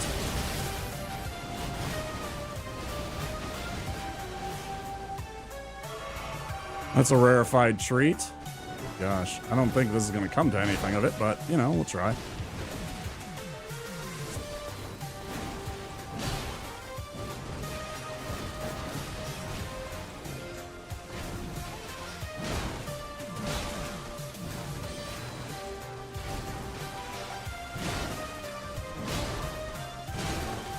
Well, yeah, I often wonder if, like, if I would have more success if I did more just chatting and talked more about stuff like that, opened up a bit, rather than strictly gaming. I like just being gaming, but at the same time, I know I need to branch out into some other content. My content can't be strictly this.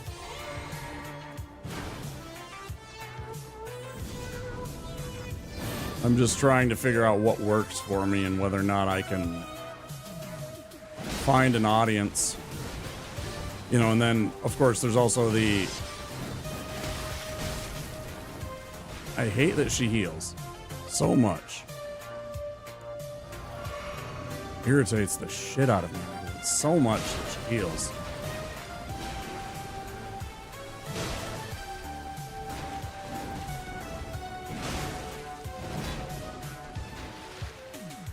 She's like one of the only FromSoft bosses that has lifesteal. Like some bosses might heal because they have like potions and stuff like that, but there's very few that actually steal life and gain back health from hitting you.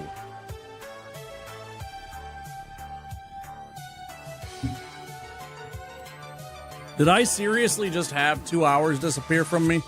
It's already after 5 a.m. Fucking A. Shit, I am so late. I am probably dead here. Oh, we're okay.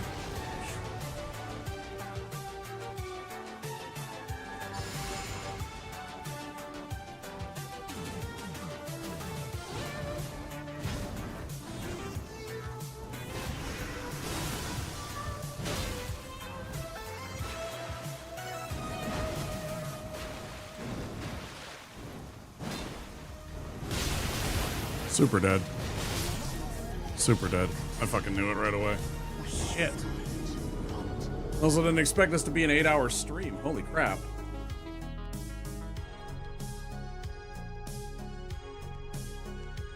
Fucking hell.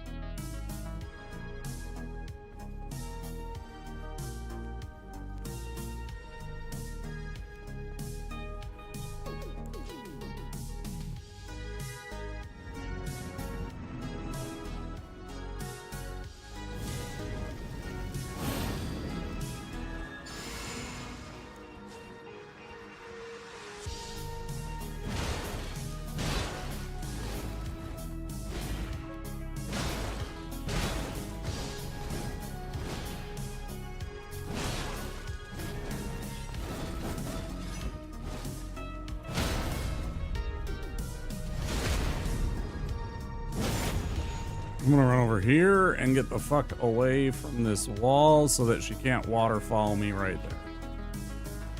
So I have a feeling she would have. If I would have stood there and stood near her when she was over by that wall, I think she would have went for a waterfall directly over my head instantly. But she already wanted to. I can tell by the damage.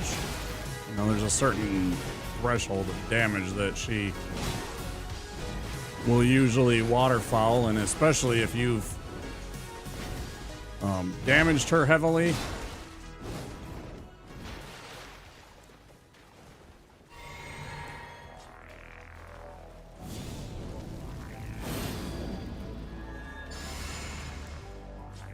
She will 100% go for waterfowl early.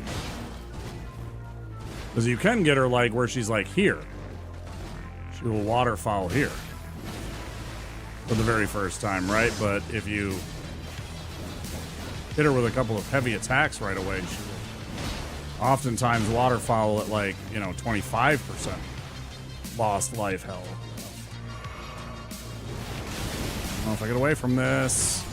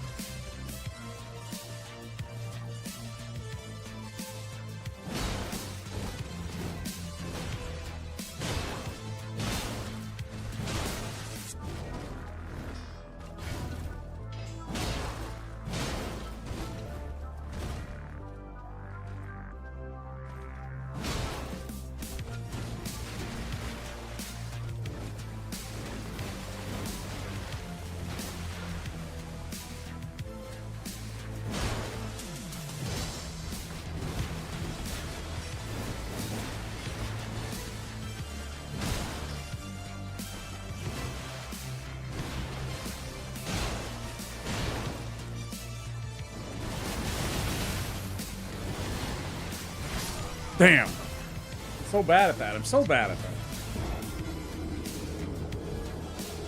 So bad at that, man.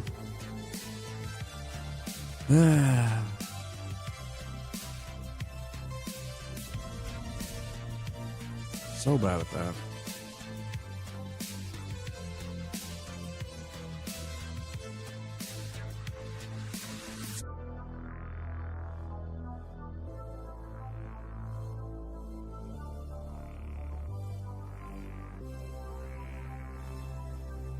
Try a few more times.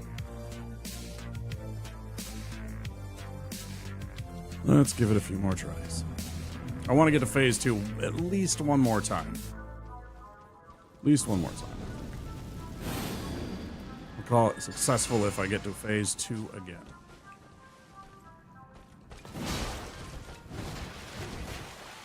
We got to Melania. We beat Loretta. We beat...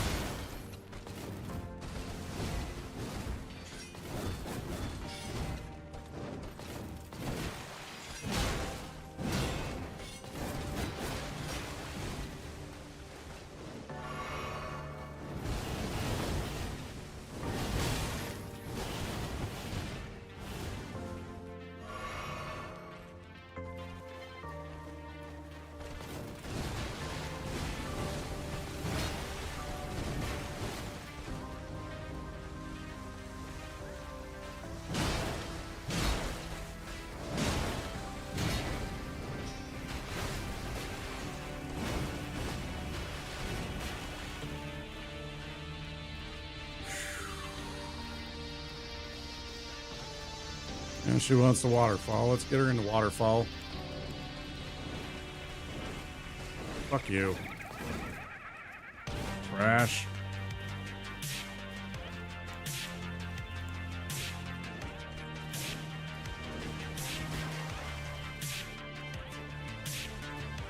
You're trash.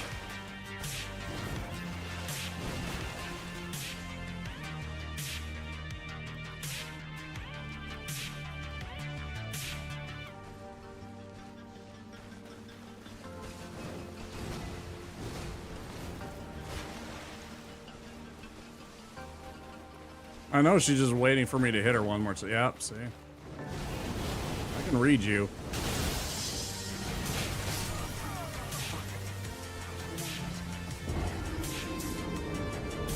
I knew what she was doing, I just didn't have...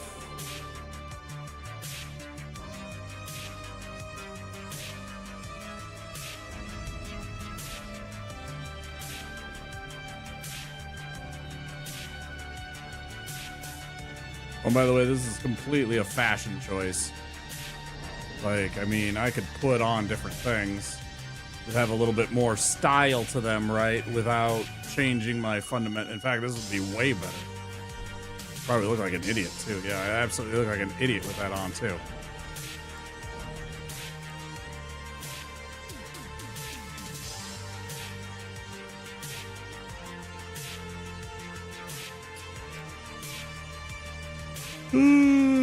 It's tempting to put some of this stuff on, though.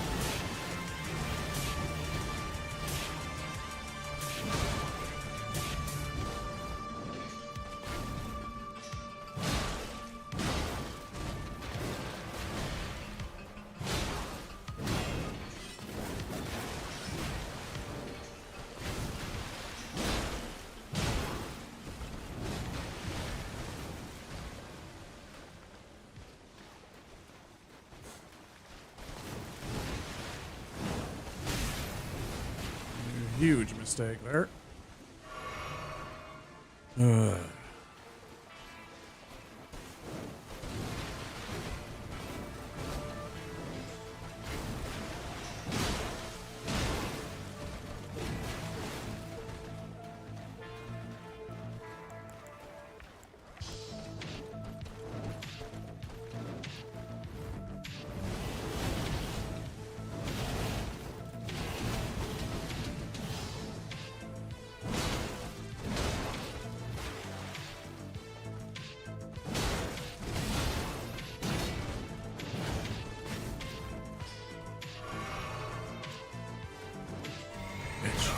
You fuck.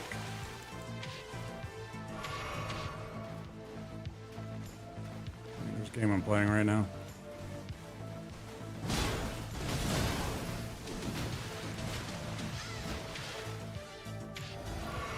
Here.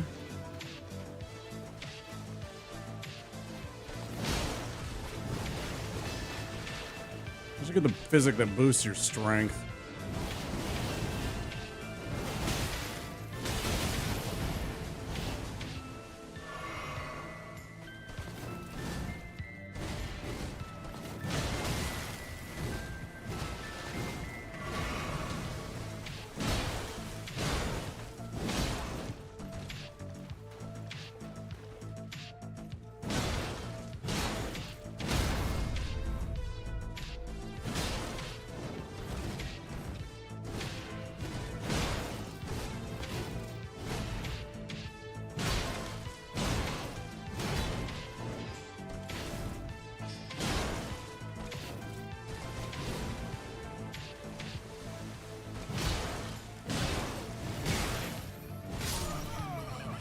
Really? You think so? Alright, well, that was stupid of me.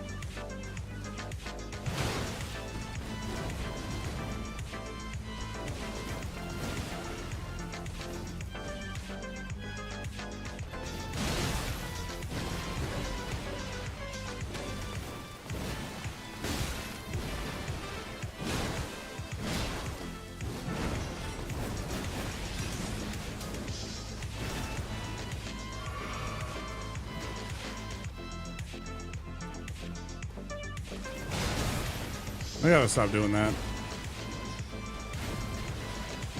That's costing me so much life, so many heals. Just stupid.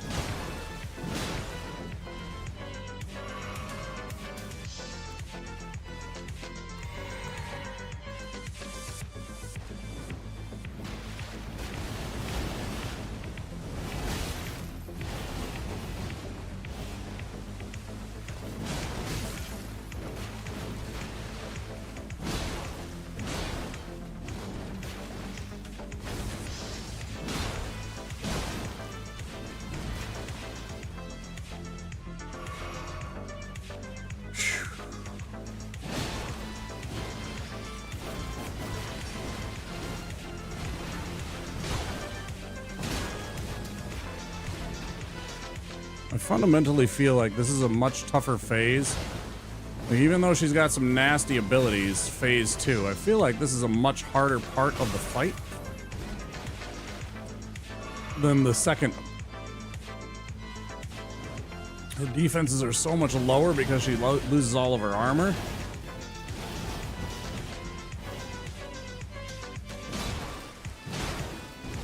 I know she has some scary attacks, but once you know what they look like and know how to dodge them, they have a lot less inherent danger, I feel, than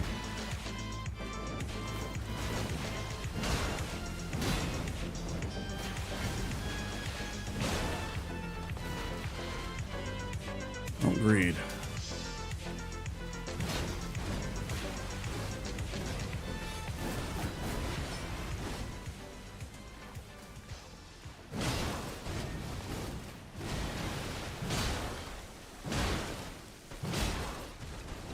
Really hoping for a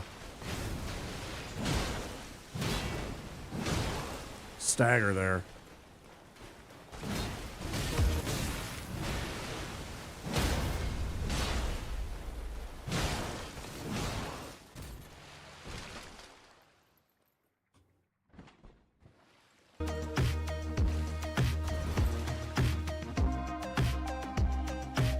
Let's go.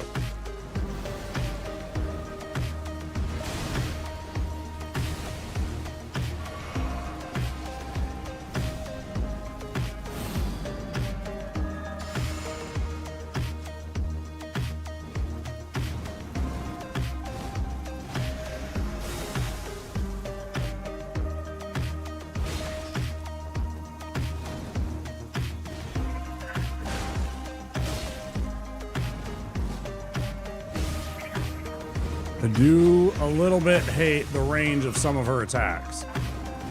Admittedly, it seems like somehow they get a little bit of a boost to their range when she goes phase 2, though.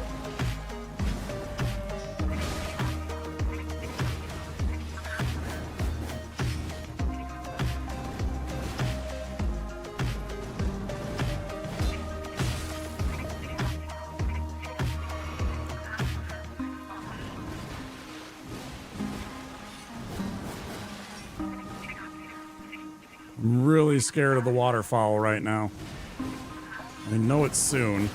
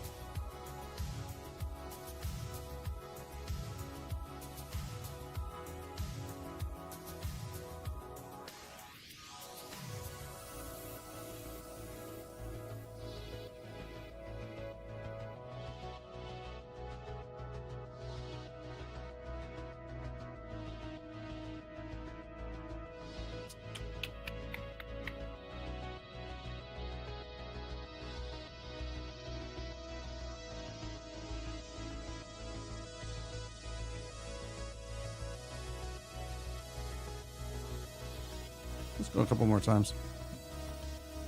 Or I'm just checking things and seeing if there's people.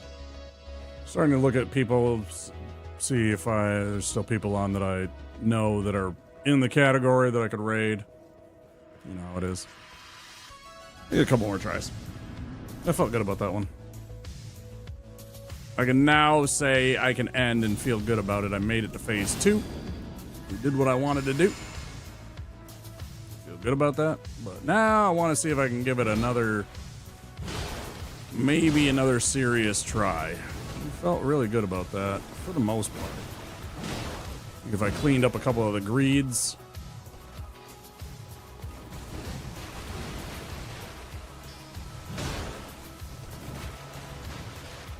Started playing a little bit more smart with our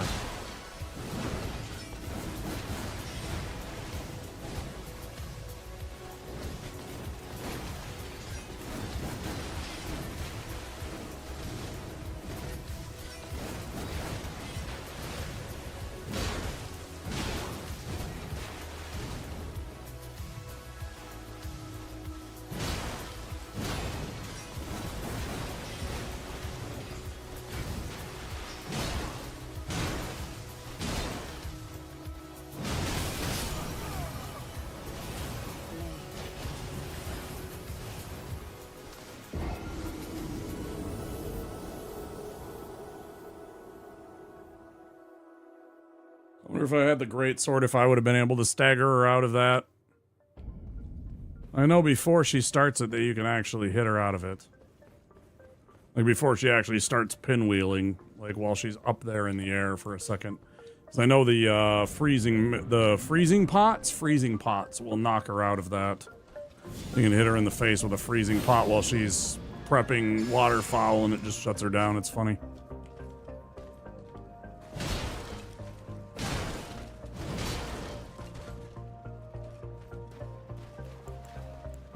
Just to be rude.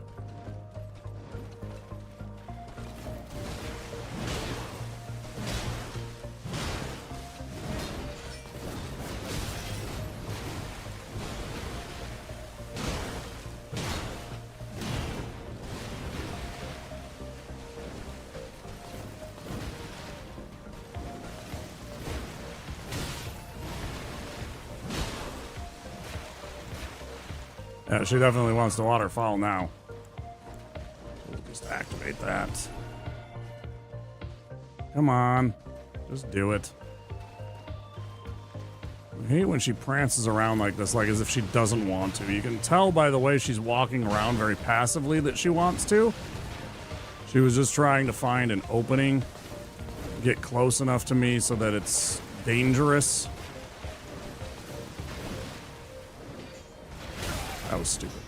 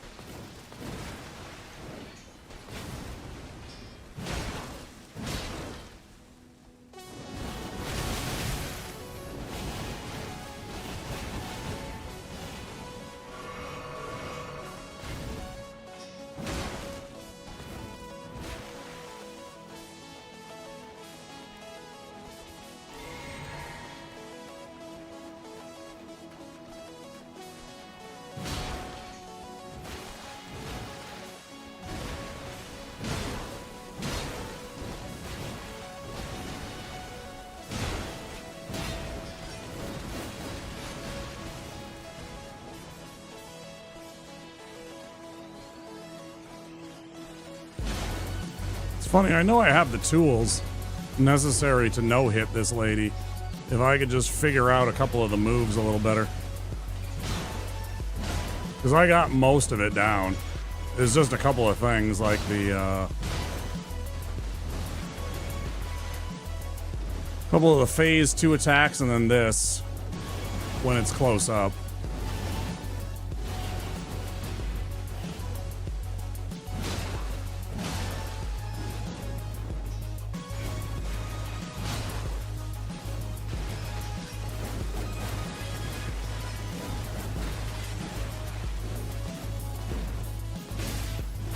Oh, shit.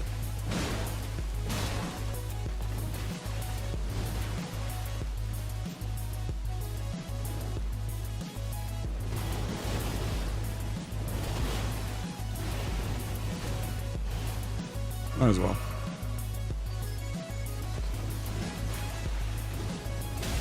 Why did I... See, like, I can tell that I'm getting tired because I fundamentally forgot about that one. I just lost track of what attack she was about to do right there. And I just got hit. Very lazy. But also, you know, just tired. Concentration level's low. It's not a punish, don't go for it, but I'm looking for punishes where there aren't any, you know?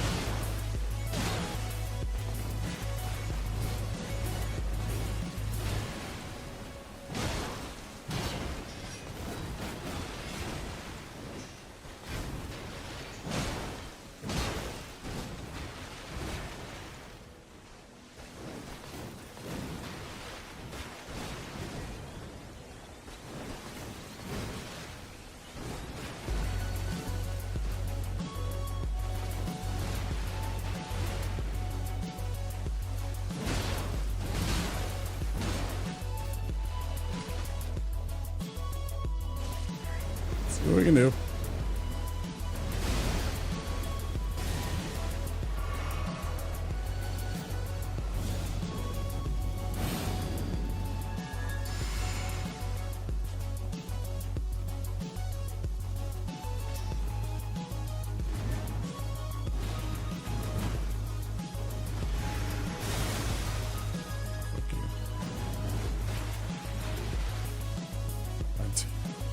I do not know how that move hits me as often as it does. It's such a simple move.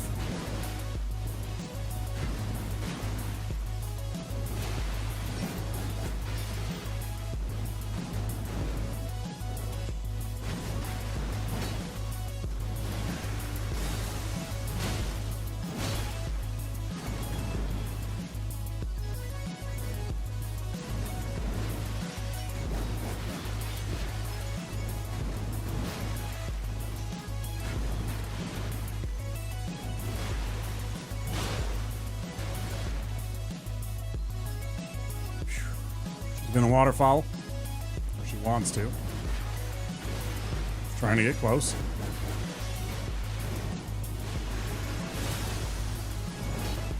Oh, there it is. Oh no.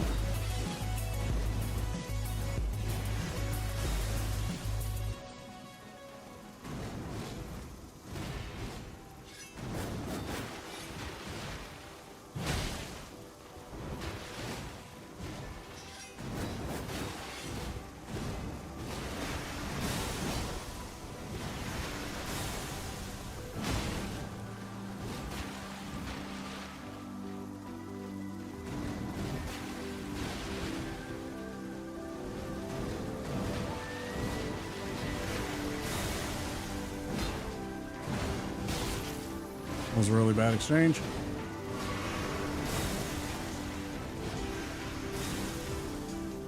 I thought for sure she was going for her.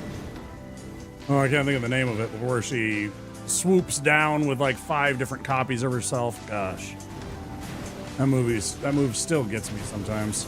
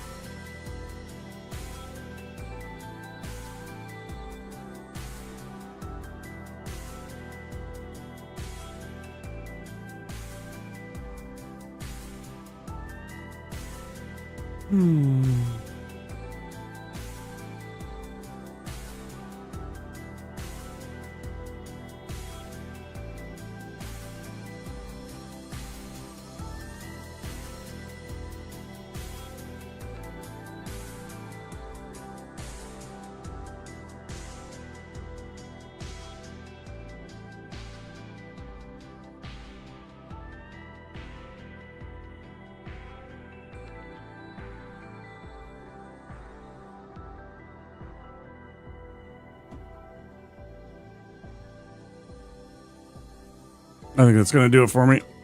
I'm going to go get some food and relax and rest and get the fuck out of here. I hope you guys had fun. I had a lot of fun. I had some good conversations. I hope you guys were okay with it. If not, too bad. You finally got to look into, you know, some of Womp's attitudes. I hope you didn't get too scared off. Yeah. Thanks everybody that stopped by. Thanks for all the follows. I really appreciate it. Anybody that come by, said hello, had a conversation with me, chatted, lurked. You're all awesome. I'm gonna get out of here. We're gonna raid Reliever. Go say hi to her. She's awesome. She's an Australian. She's about to start. She's literally just starting. But she's a wonderful person, and I hope you treat her well. Okay, let's get out of here.